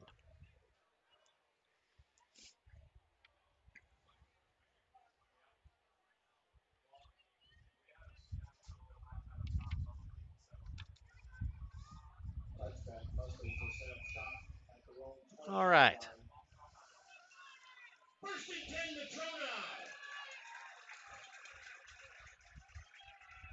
So, looks like we got Hoppins off to the right, Talbert, 2 receivers to his left. Bundy is going to take the give up the middle, and a nice gain on first down. It's going to be about 7.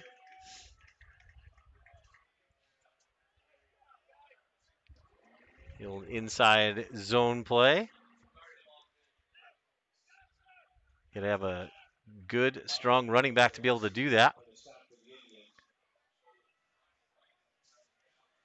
Running zone, if he can make one guy miss, that's some dangerous stuff. So good first down play for Natrona. 2nd and 3.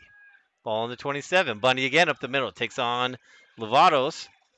And he's going to be just short of the first down. Gain of about 2. 3rd and 1 from the 29.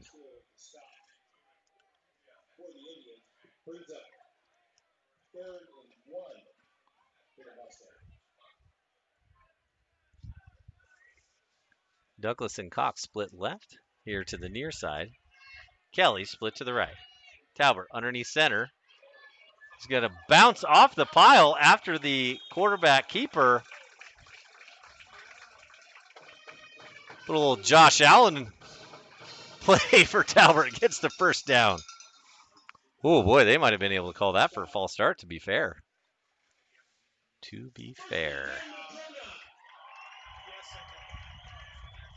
All right, first down. Mustangs with the ball on their own 41. Cox goes in motion to the right. 3 receivers over there. Talbert drops back to pass. He's going to go deep. He's got Douglas open. He's caught it at the 31-yard line, untackled at the 21. There we go. Douglas has got the burners, man. Great toss by Talbert. Keeps it in bounds this time. And the Mustangs are in business. First down at the 23-yard line.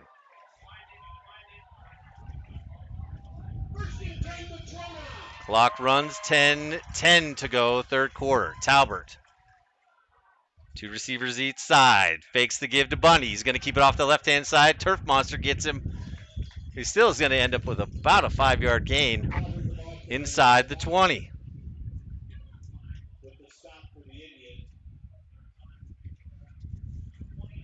Little change in demeanor from the Mustangs coming out of the locker room at halftime.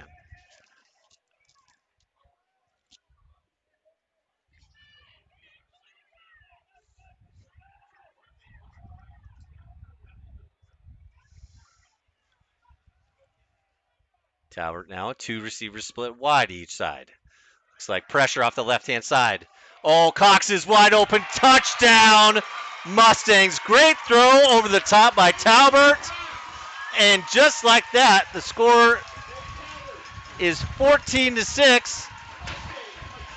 Fire that cannon and fire up the band. Got a ball game. Great pass by Talbert over the top. And Avery Cox. We're going to call that an 18-yard touchdown reception. First touchdown of the year for the Mustangs.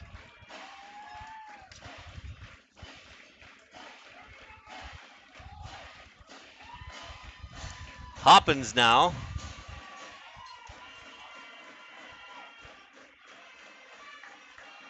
In to kick the PAT. Mustangs need, they had 12 guys on.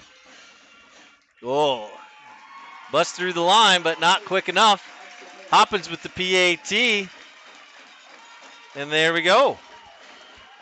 Mustangs cut the Central lead in half on their first possession of the half. Now only trailing 14-7. Ooh, great pass. It was only a matter of time before Talbert got it locked in. Cox ran under that ball well. Both teams have good speed. You could, in general, Johnson is obviously real fast for Central, but I think overall speed, Natrona's probably got him. So a great answer by the Mustangs to begin the 3rd quarter. Wind at their back.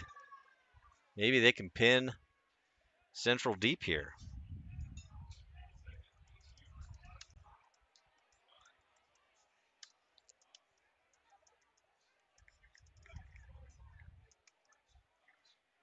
9:22 left, third quarter. 80-yard drive. Well, that didn't take long.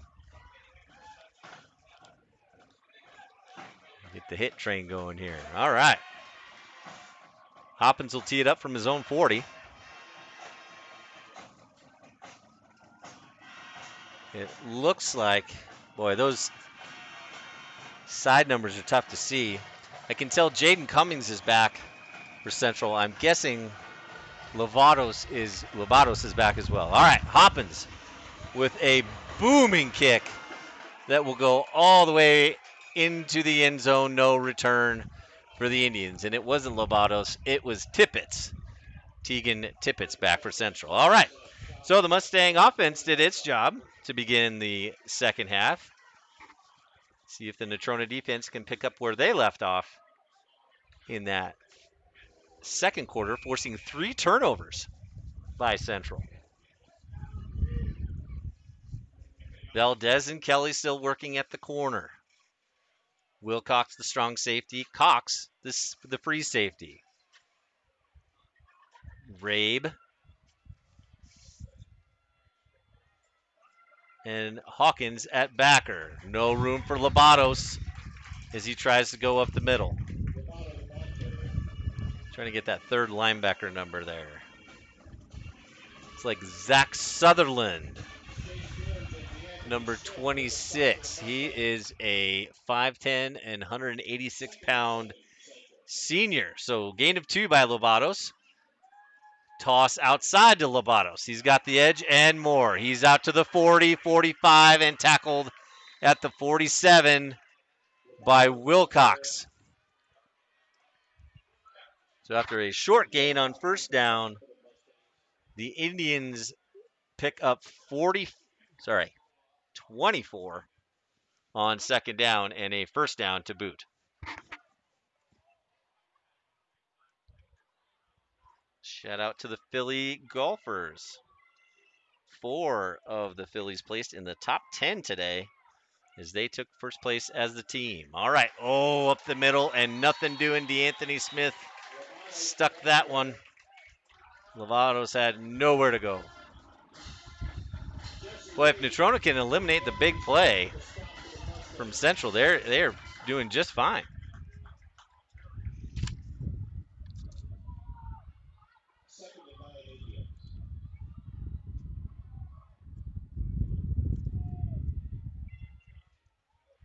Cummins, motion Storbo to his right.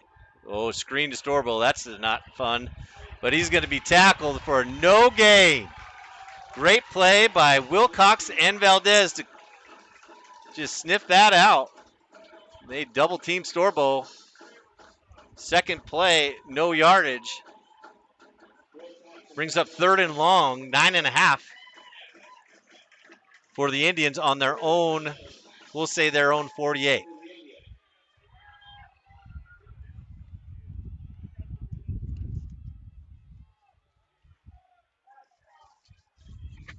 So finishing the Philly golfer store, Hayden Sims finished 9th. Danya Gustafson tied for 5th. Kami Langley finished in 4th. And Sophie Spiva, won the tournament today by 8 strokes. Shot a 75. Goodness. I don't think I've ever shot a 75 in my life. It's pretty good. Good job, Soph. Phillies take a victory on the links today, and the boys finished in 6th. So good job, fellas, as well. All right. So probably a big first play of the second half here. Indians split 2 guys to each side. It's going to be a middle screen. It's a Lovatos ball tipped. Jace George with the tip. They had a halfback screen set up, but nothing doing. George on the tip, and the Mustangs hold.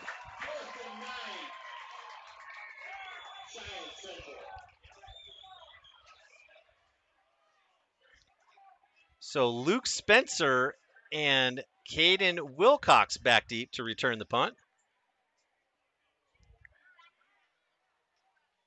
Nate Lundberg is the up back, and Andrew Johnson is the punter. Got to watch the fake here. Ball hits on the ground. Johnson's going to have a hard time getting rid of it. He's got some room to the outside, though. This could be trouble. They just got to knock him out of bounds before he gets upfield, and they do. Nice job by the Mustang defense. Ooh, he's a scary player. Boy, he got to the edge fast, but not enough, and the ball squarely at midfield for possession number 2 for Natrona as they look to even it with 7:09 left in the third quarter.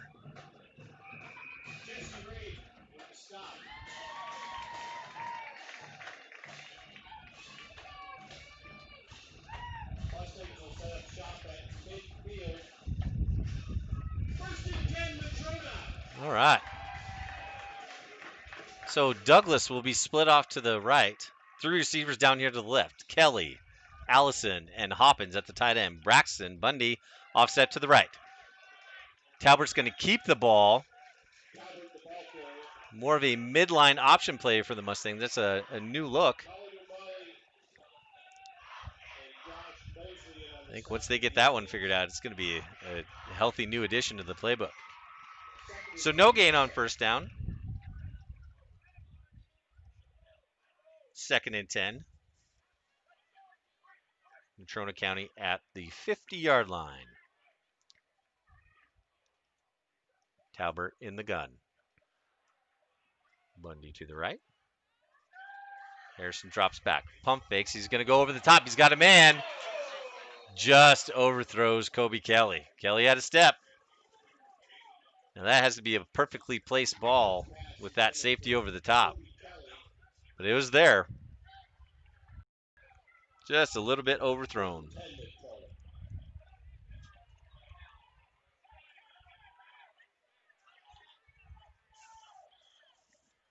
Avery Cox in for Hoppins. So a 4 wide receiver look for Natrona.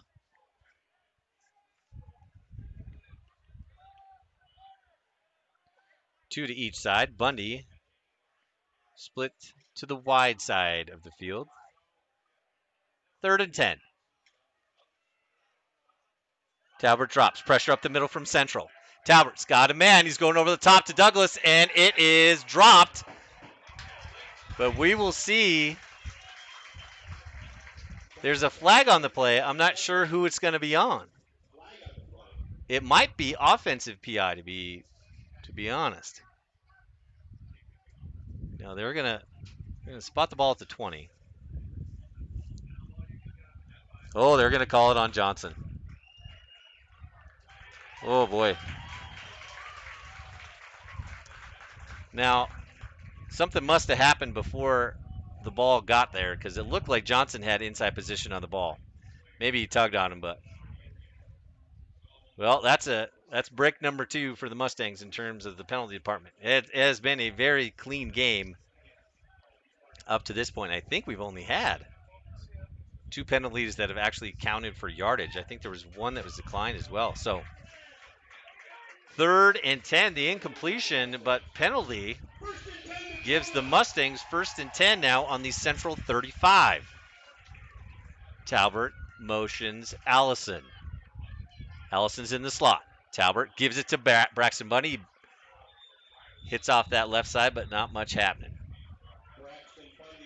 Lovatos there as well as Josh Mosley. Mosley's had a good game on the interior line tonight. Central will flip their defensive ends based on the strong or wide and short side of the field.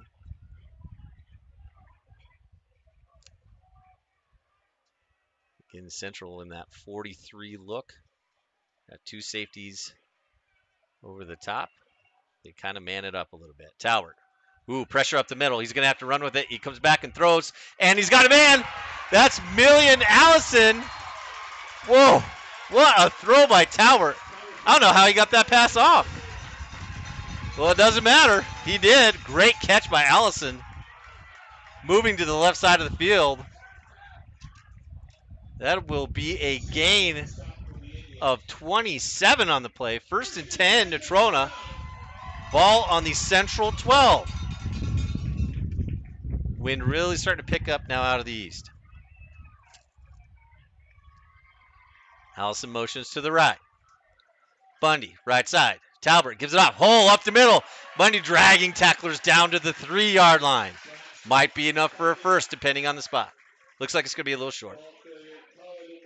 2nd and 1. 5-minute mark, 3rd quarter. Mustang coaching staff quickly gets the play in. 2 receivers to each side. Looks like Central might bring some pressure up the middle again here. And they do. Ball's handed off to Bundy again. He probably looks like he's going to be short.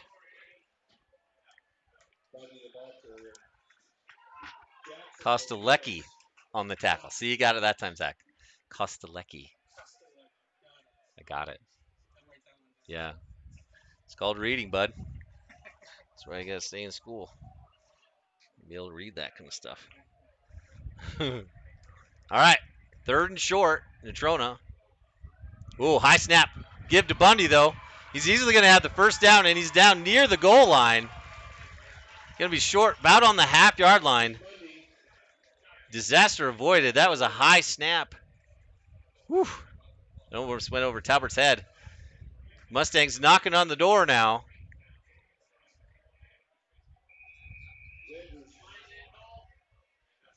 Mustangs look like they're going to go to the I formation now.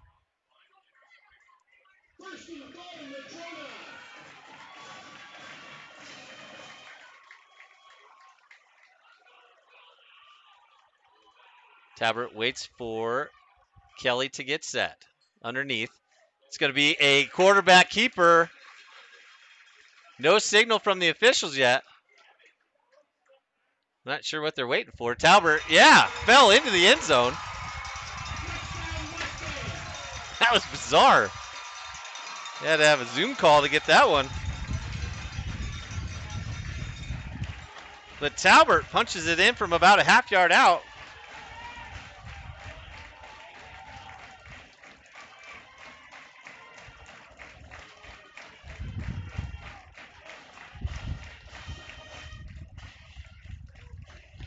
Hoppins in to attempt the extra point. Snaps down late, but good. And so is the kick. Good job by Avery Cox to get that down.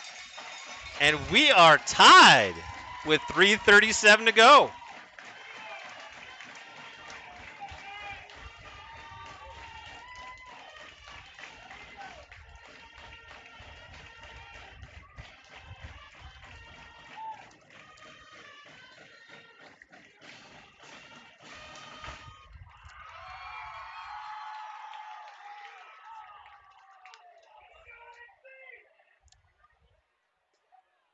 So after trailing 14-0 early, Mustangs have settled in.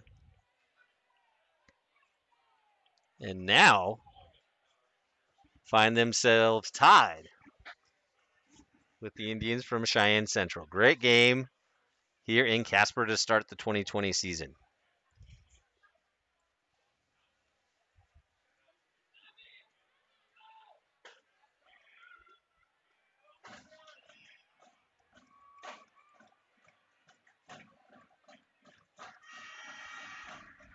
Thunder Basin has now taken the lead on East 34-28. That game in the 4th quarter. That is the only other game still being played as we approach the 9 o'clock hour here in central Wyoming.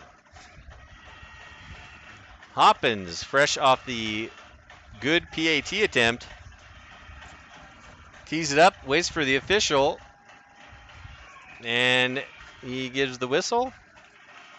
Hoppins. High kick that's going to go into the end zone. So, 2 can play at the touchback game. Central starts on their own 20.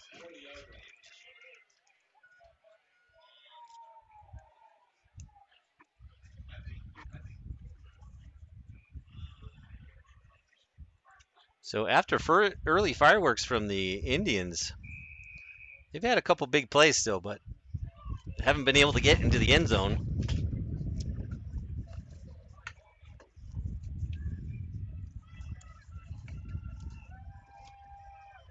So let's see if the Mustang defense can hold again. All right, quick pass over the middle, and it's intercepted again by Wilcox. He's got a little room to the outside. Tackled by Storbo at the 4th pick by the Mustang defense. The second one by Caden Wilcox gives the ball right back to Natrona inside, just inside the Central 22. That was the second play of the game that Central ran that same play, and the Indians ran it for about 50 yards. That one was a little bit overthrown maybe. Great catch by Wilcox. Now the Mustangs look to take the lead. That took 9 seconds to get the ball back.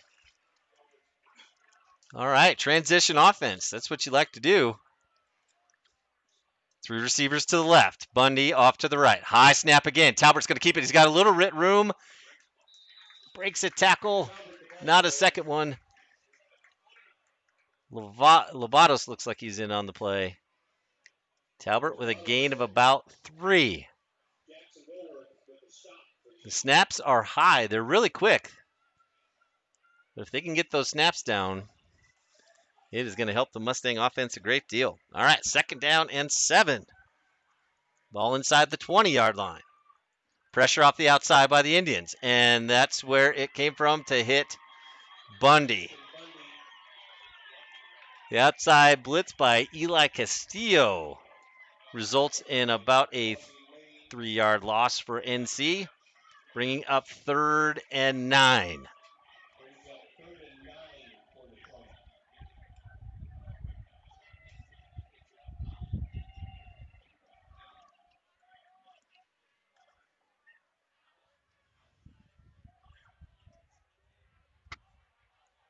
Talich and Dilly at safety for Central. They've got everybody up within 5 yards of the line of scrimmage. They're going to back out, but they bring pressure again off the left side. Talbert's going to have to run it, and he's got some room. There he goes. He's down to the 15, to the 10. Makes a cut, steps out at the 5. But, boy, you can't give him any room to run. Kid's got some wheels and a 1st down for the Mustangs.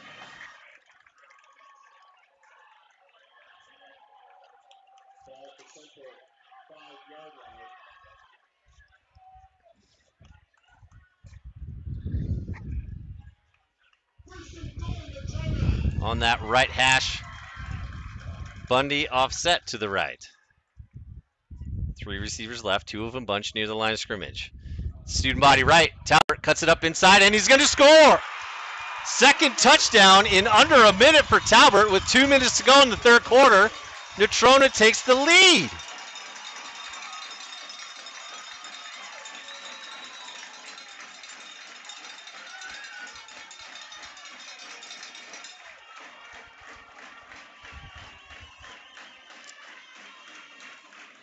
Cox back in to hold. Hoppins to attempt PAT number 3. Goodness. Snaps low again. Kicks a little low, but Hoppins puts it through. And that will give the Mustangs a 7-point lead.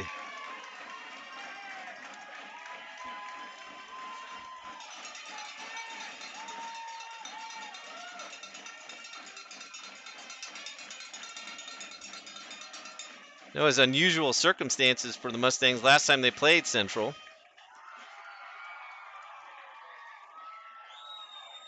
Down in Cheyenne.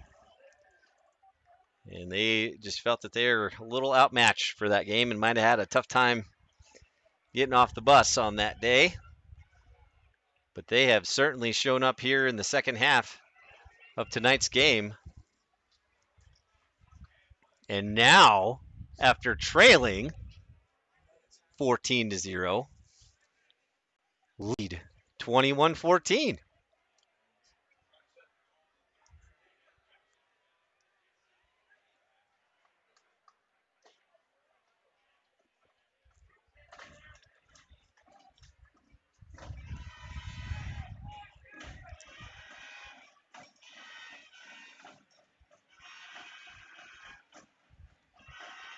A lot of new starters out there for the Mustangs tonight, so the coaches certainly have to be encouraged by the early show of resiliency by this young squad. All right, Hoppins boots it again. The Sidewinder satellite. Oh, just over the outstretched arms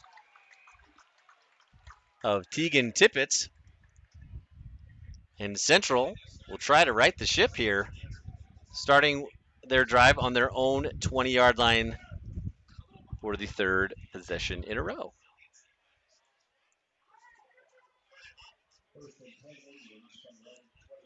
That new scoreboard on the stream is awesome.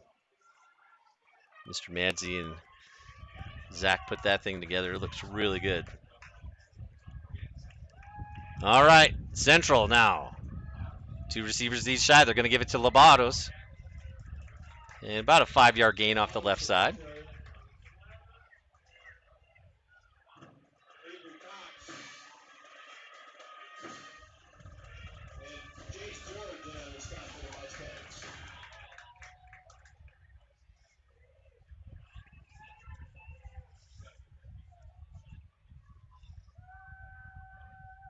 Inside run to Lobato again. Oh, boy, nice stick by Jesse Rabe. He's going to be marked down just short of the 30, so it'll be a third down. Rabe, Sutherland, and Hawkins at linebacker for the Mustangs. Valdez and Kelly still at the corners. Cox and Wilcox at safety. And first penalty on the Mustangs tonight is going to be a big one. That's going to give Central a first down. Smart play by the Indians there.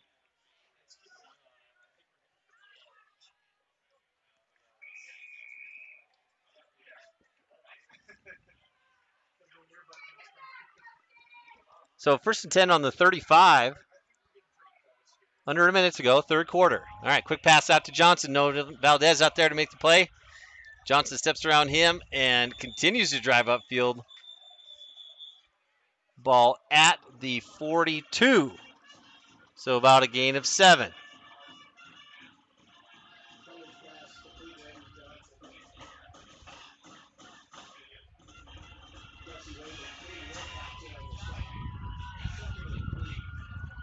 Clock stops at 43 seconds left, third quarter. 2nd and 3. Inside handoff goes to Lovatos. Bounces it off to the left-hand side. Breaks 1 tackle, but can't break 2. Gain of 4 on the play is going to give Central a first down. Clock stops at 34 seconds while the chains are set.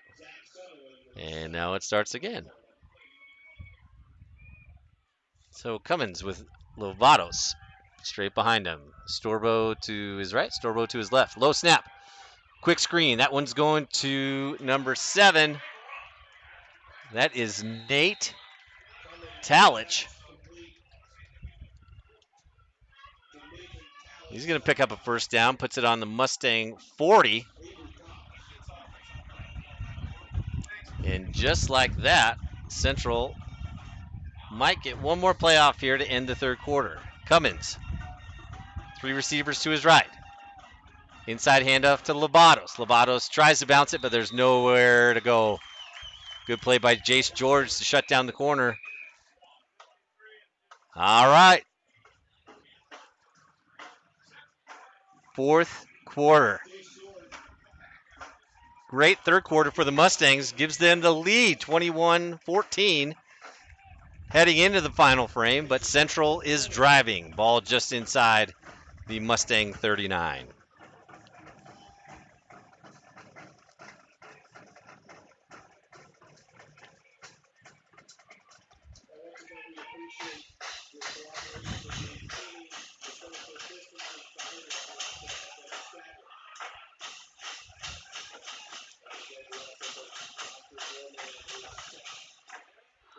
So obviously it was a unique summer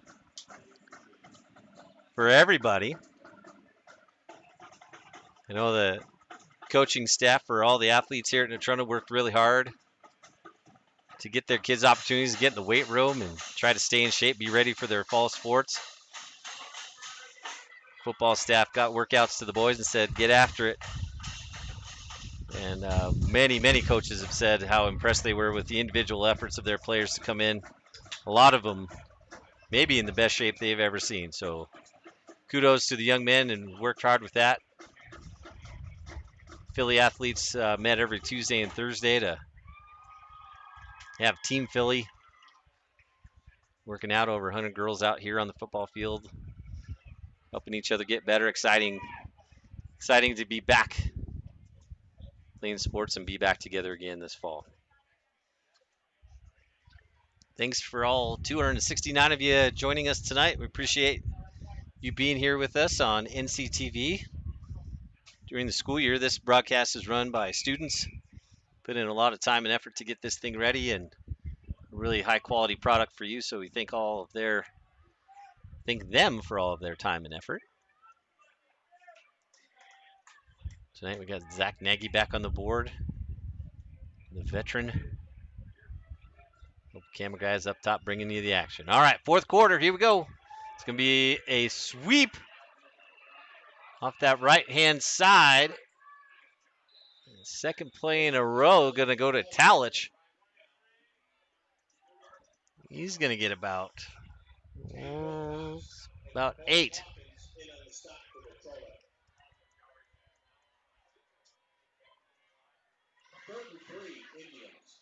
Wilcox in on the tackle. So 3rd and 2 for Central.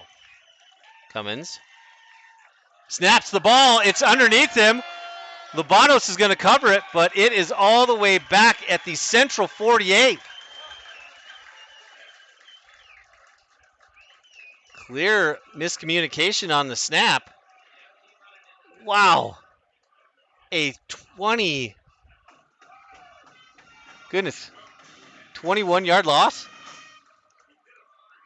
Wow, 19.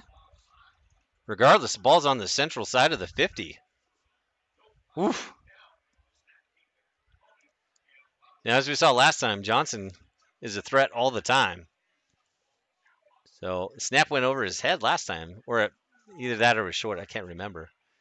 It wasn't a great snap, so we'll see what happens this time. Snap is a little high, but good. Johnson boots it. It's going to be a sidewinder off to the right. Ball hits at the 19, takes a Central roll down to about the 13.5.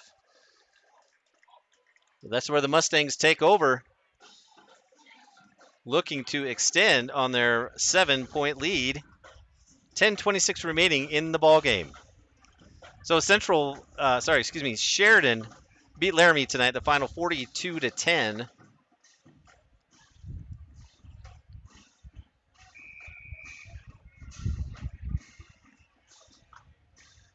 Thunder Basin ended up beating East 34-28. That's going to be a big game, a big win for Thunder Basin later in the year. I'm a little surprised by that score. I thought East would put up some numbers on them. Kelly ended up beating South 54-14, and Rock Springs finishes off Campbell County 35-6.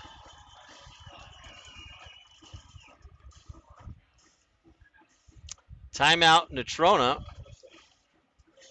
You don't like to see that coming out of a possession change, but you certainly want to get it right when you're inside your own 15.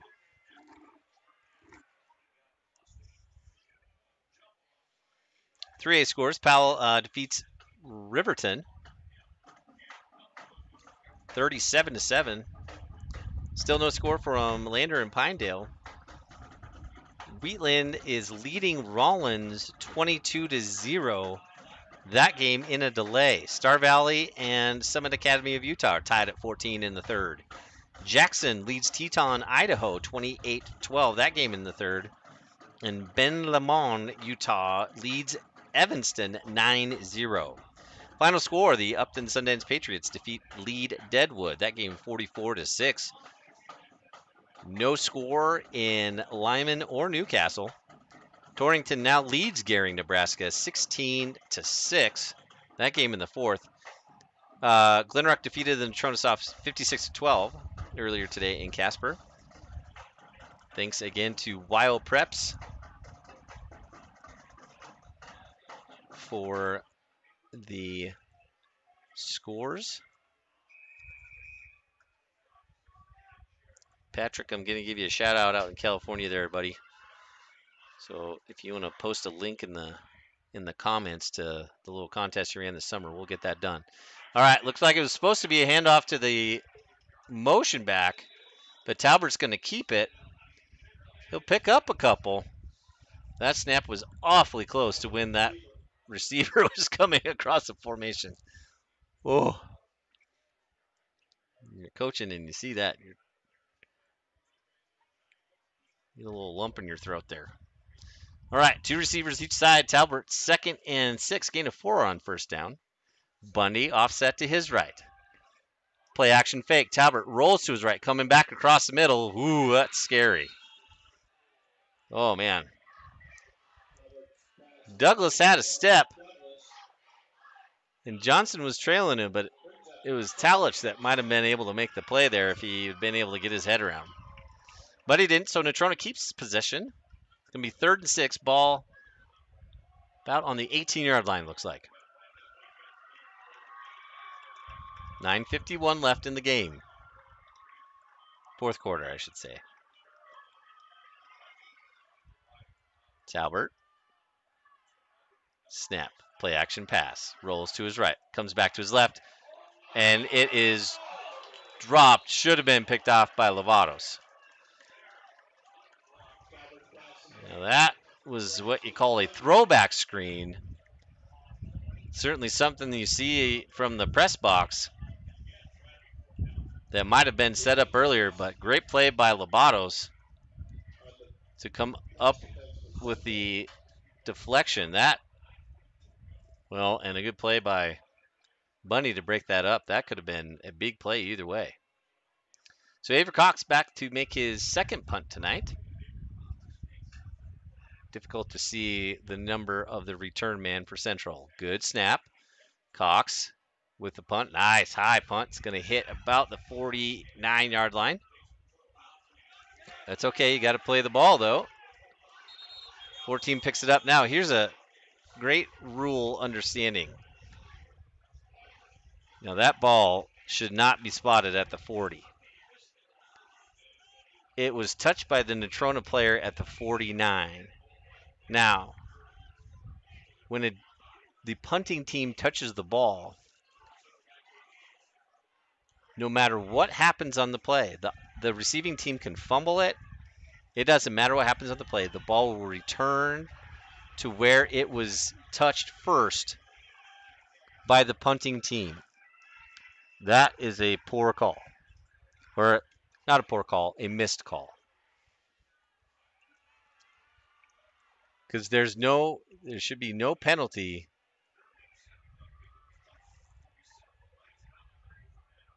Well, now they're going to call a false start on Natrona. Which is bizarro. All right. Zach, normally I can see the flags. I'm not seeing them tonight. You got to help me out, buddy. I'm not doing very well. All right, so apparently there was a false start on Natrona. Maybe they didn't have enough men on the line of scrimmage. So the returner for Central is Kenyon Lewis. He's a senior. So Central's certainly happy with that result because that was not the correct call on that. All right, so Cox back to punt again. Snap is to his right, but he makes it, and another good punt. It's going to go right up the middle. And ball is caught, and he's immediately tackled at the 40-yard line. I think that was Mason Wycombe on the tackle. The sophomore hustling down to make the play.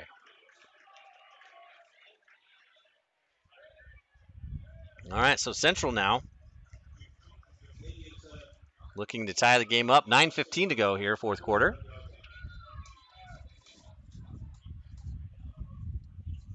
Cummins in the pistol.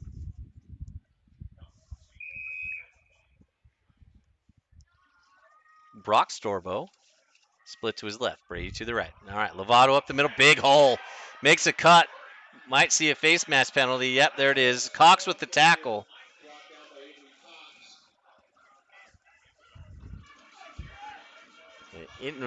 Might be an inadvertent face mask, but I can't remember if high school just made it a 15-yard penalty or not. Might still be just a 5-yarder. Regardless, the result of the play, yeah, it's going to be a personal foul. So 15 on the end of that. Ball was at the 26. Going to put it at the 11 now. So just outside the 10, Central knocking on the door.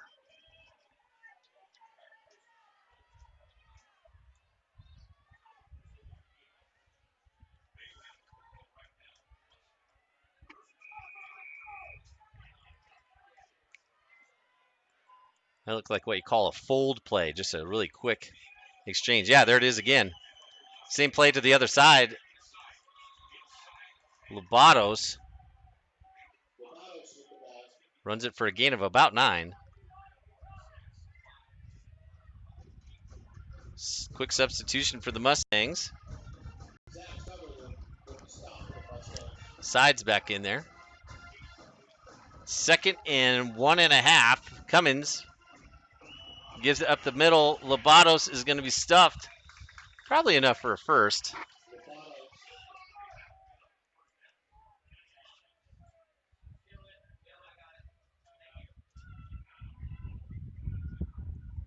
And 1st and goal. All right, so Lobatos picks up the first down.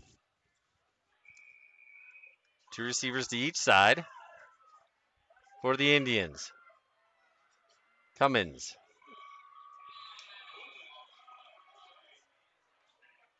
Like some movement up front. I think the ball is on the 3.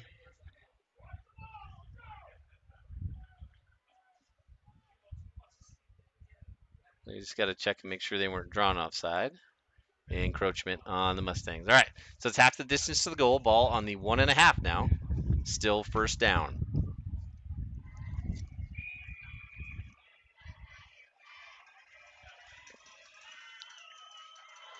Slant to Johnson. Pass is incomplete, just out in front. You talk about mission impossible for Nolan Valdez out there. That is just a tough cover.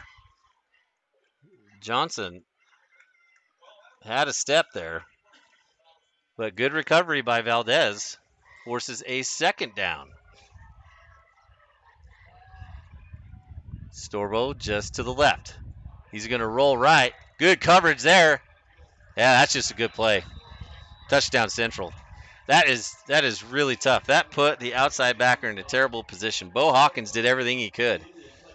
He was covering, I would know him by now, Brock Storbo, who had come underneath the formation out into the flat. Made Hawkins choose between taking the quarterback or staying on the receiver. As soon as Hawkins took one step forward, Cummins made the pass for the easy touchdown. High snap. Ball is down, nearly blocked. But with 8:07, Central and Tippett even the score.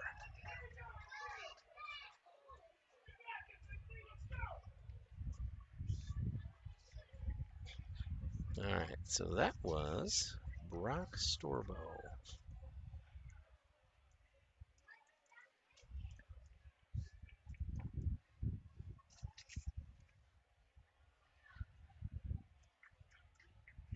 As I mentioned earlier tonight, Brady Storbo, who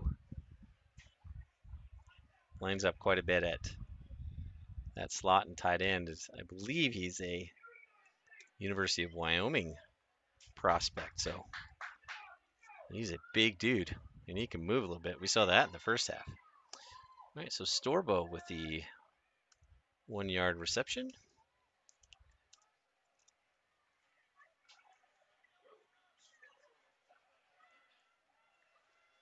And the PAT evens it up with 8:07 here to go in the 4th quarter.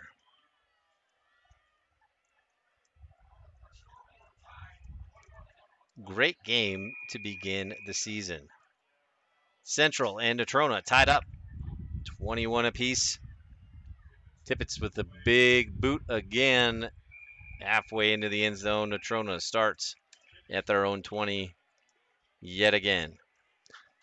So 21-all here in Casper. Approaching 300 viewers tonight. Nice to see all of you. Thanks for being with us.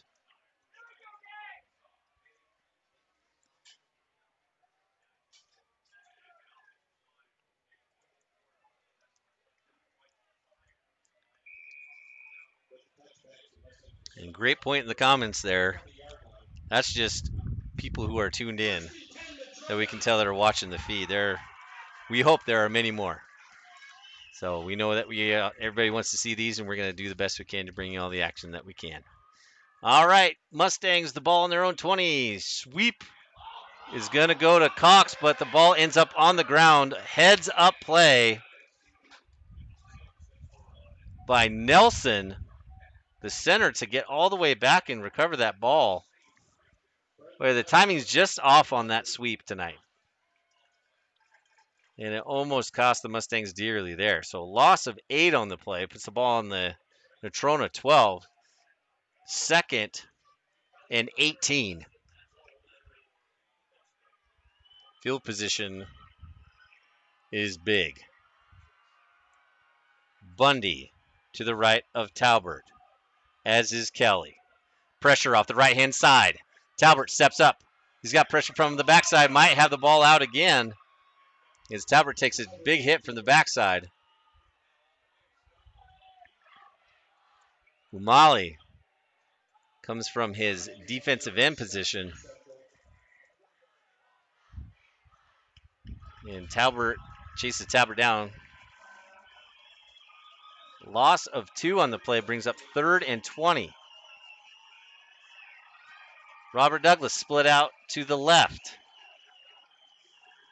Hoppins, Cox, and Kelly split to the right. Now that's going to be offsides on Central.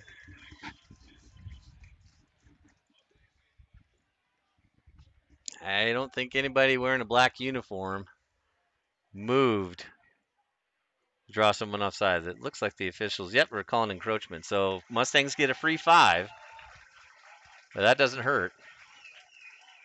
6:44 to go, the 4th quarter.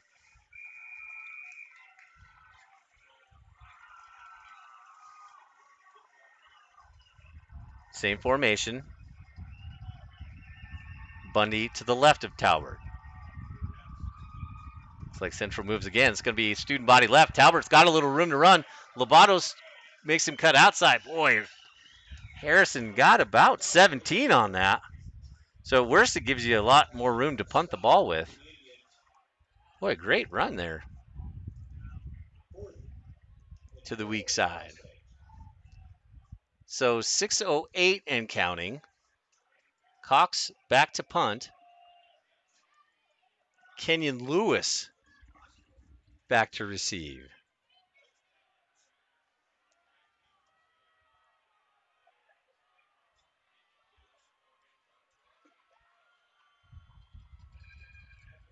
Cox with the punt. Good punt. It's going to drive Lewis back. Lewis receives it. He's going to run outside, but he's not going anywhere. Great tackle by Brendan Nelson. Brings down Lewis at the 42 of Central with 5:38 remaining, 4th quarter.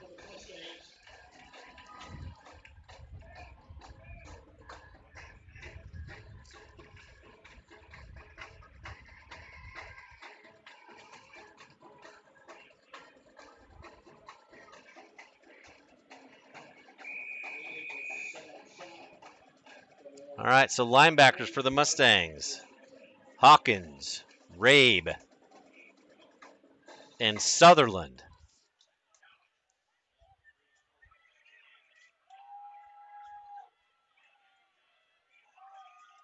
Inside handoff to Lobatos again. They're running that same fold play.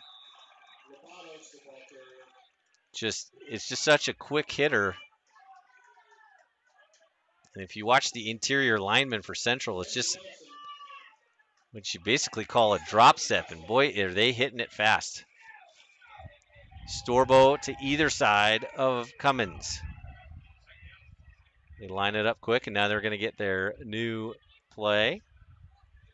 What's scary about that is that your defense starts creeping up when the team runs the ball well. There it is. Same play again. Fold and a gain of 6.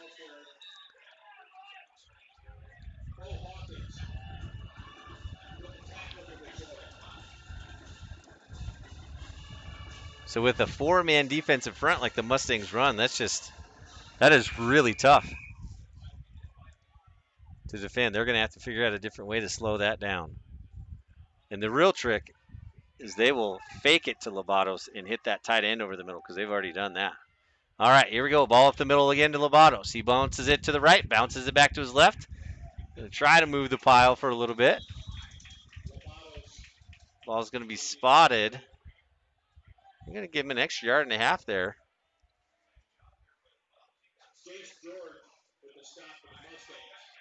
George on the tackle with 4:24 remaining, fourth quarter.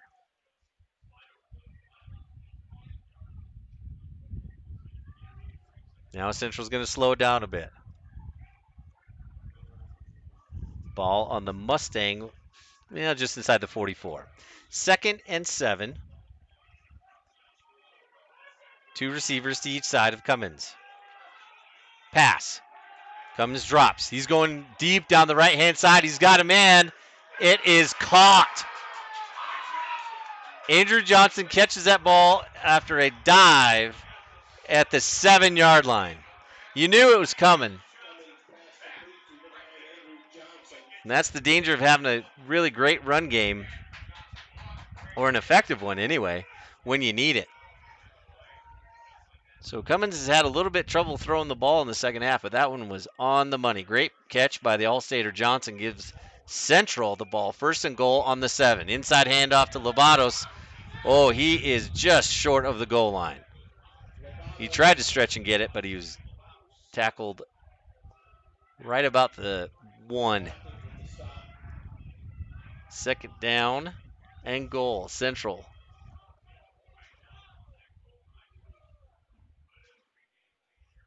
Take out some of the big cats, and they're going to go.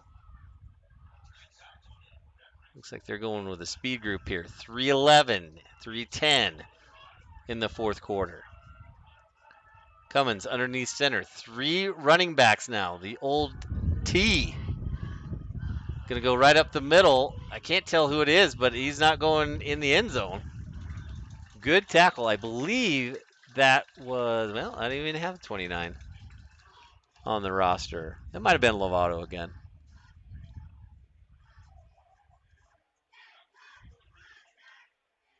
I don't believe it was.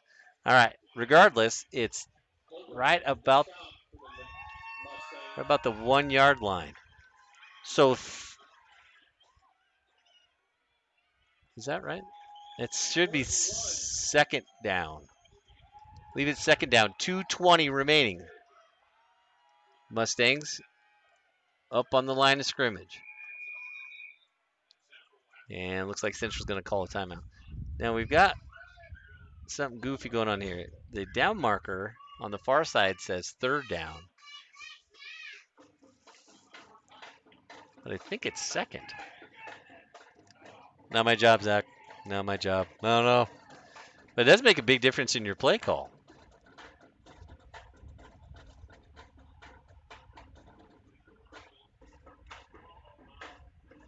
All right, so the Indians looking to take the lead after falling behind 21-14 late in the third quarter.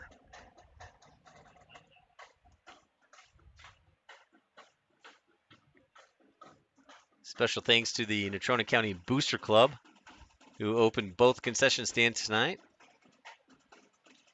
All the volunteers that have helped out both underneath the stadium and over in the track building. You've done a great job with providing everybody with updates. Awesome apparel opportunities, getting everybody their stickers. Everybody loves stickers. Gotta love stickers. All right. So out of the timeout here, Central's going to go back to that same formation, it looks like. 2:13 remaining, fourth quarter. Now I have no idea what down it is. Now the scoreboard says 1st down. I swear it's 2nd. But we'll go with the down marker, so it says 3rd. Now they were moving. Central was moving. Oh, boy. Central was moving when that ball was snapped. They're going to give them a touchdown. I got to see who carried the ball. That was the quarterback. It was quarterback keeper. So Cummings gets around the left-hand side of the line. Oh, boy. I think Central might have got away with one there. They had a guy in motion. It looked like he was moving towards the line of scrimmage. That's a tough one. But regardless, Central does what they need to do. They take the lead and add the extra point. So Cummins scores from 1 yard out. PAT is good. And Central reclaims the lead now, 28-21, with 2:09 remaining in the fourth quarter.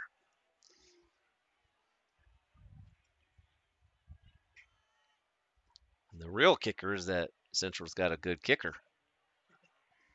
Yeah, there you go. That's what you get when you go to broadcasting school, Zach. Or don't. You get terrible puns like that. Sorry. That's not good. Yeah. All right. Well, Central in Tippett will tee it up, looking to pin the Mustangs deep, as he's done every time tonight. Douglas and Wilcox back deep. Jesse Rabe. And, gosh, I can't see. 33. I can't see who it is on this near side. I'll get a number.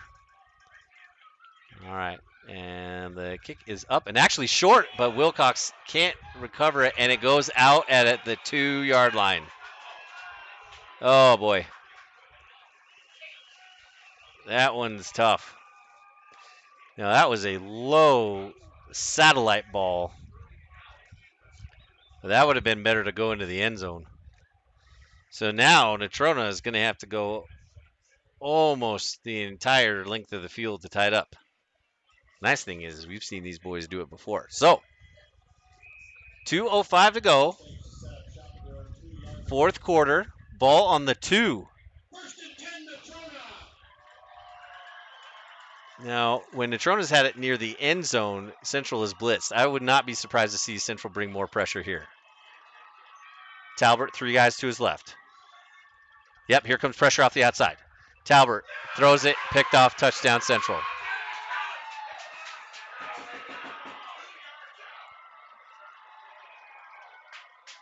His second pick of the night, and Nate Talich might have put it away for the Indians. The 2-yard interception return. Yeah, probably about a 6-yard return.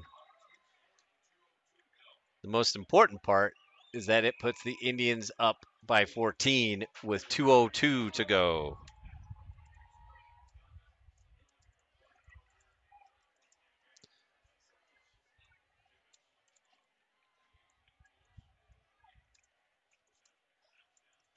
PAT is up and good.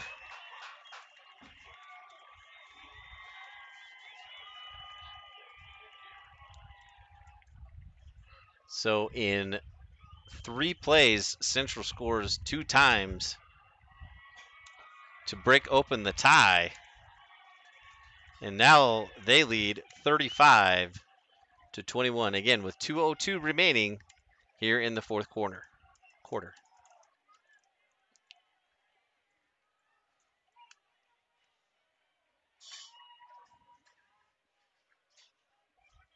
Well, that was just good play by Talich. He read it the entire way. Stepped in front, and there wasn't much for him to do to get in the end zone.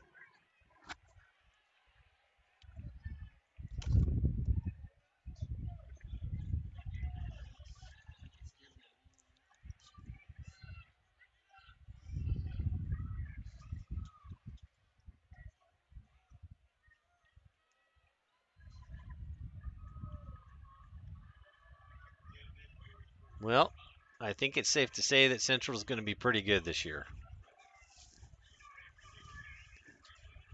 The Mustangs certainly have found out quite a bit about themselves. We got some guys that can make plays. Defense has really played much better after that first quarter.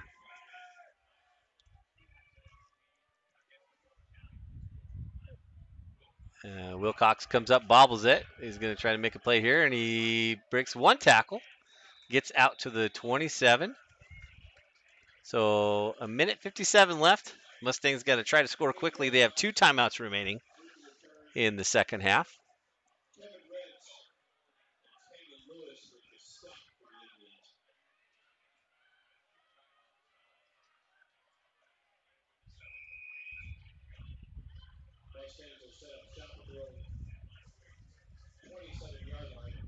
All right, 1st and 10 on the 27.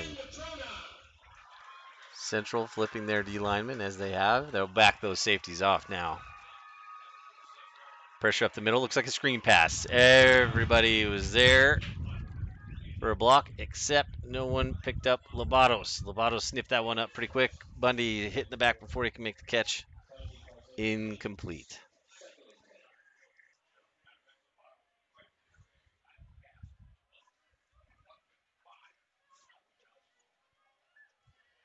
Mustangs will look to get a little healthier. I know they have a couple guys that they'd like to get another look at next week, see what they can do.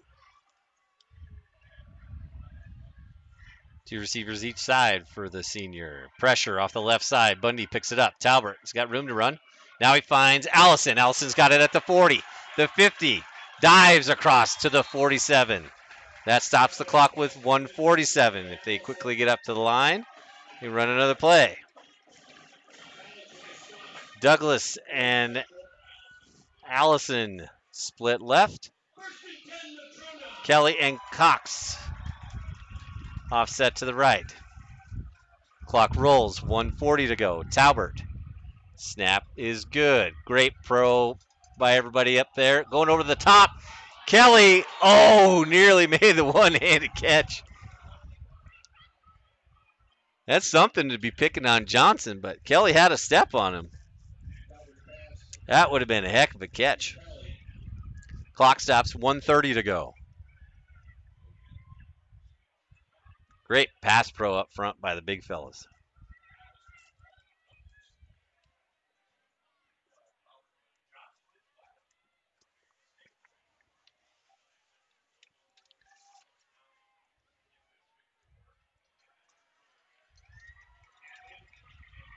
Three receivers left for Talbert. 18 on the play clock. Good pickup by Bundy. Short pass to Allison. He gets it again. Good tackle on the outside. Can't see a number. Tackle made by 44. First time we called his name tonight. That's Jackson Lobatos, the younger of the two. All right, so 3rd and 3. Ball on the central 40. 105, 104. Talbot drops back. Swing pass. Cox drops the ball. Couldn't quite see where that was. Sometimes that ball's tough to catch. But Avery will tell you he should have had it. So the incompletion brings up 4th down with 58.8 seconds remaining in the 4th quarter.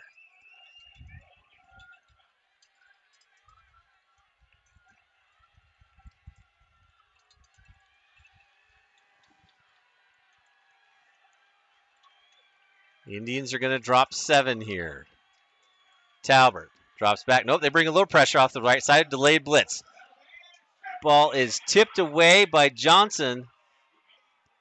Pass intended for Kobe Kelly. And the Mustangs turn it over on downs. So Natrona with 2 timeouts left.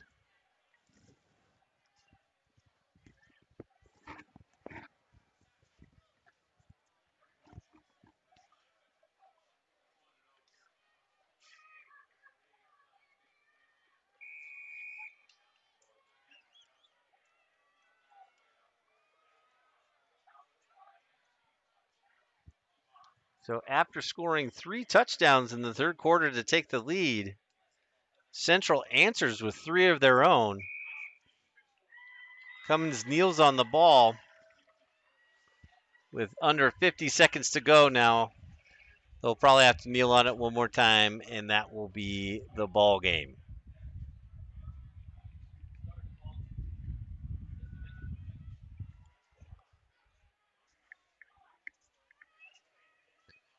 One more time. And that'll do it.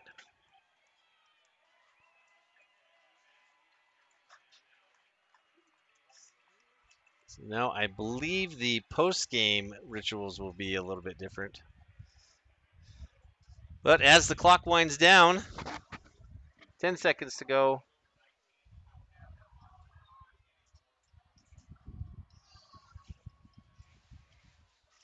One, and that will do it. All right. So the season and home opener for the Mustangs finds Central coming away with a 35-21 victory. A big win for the Indians to start the season. And certainly plenty of encouraging results from the Mustangs as the teams will meet on the hash and exchange pleasantries.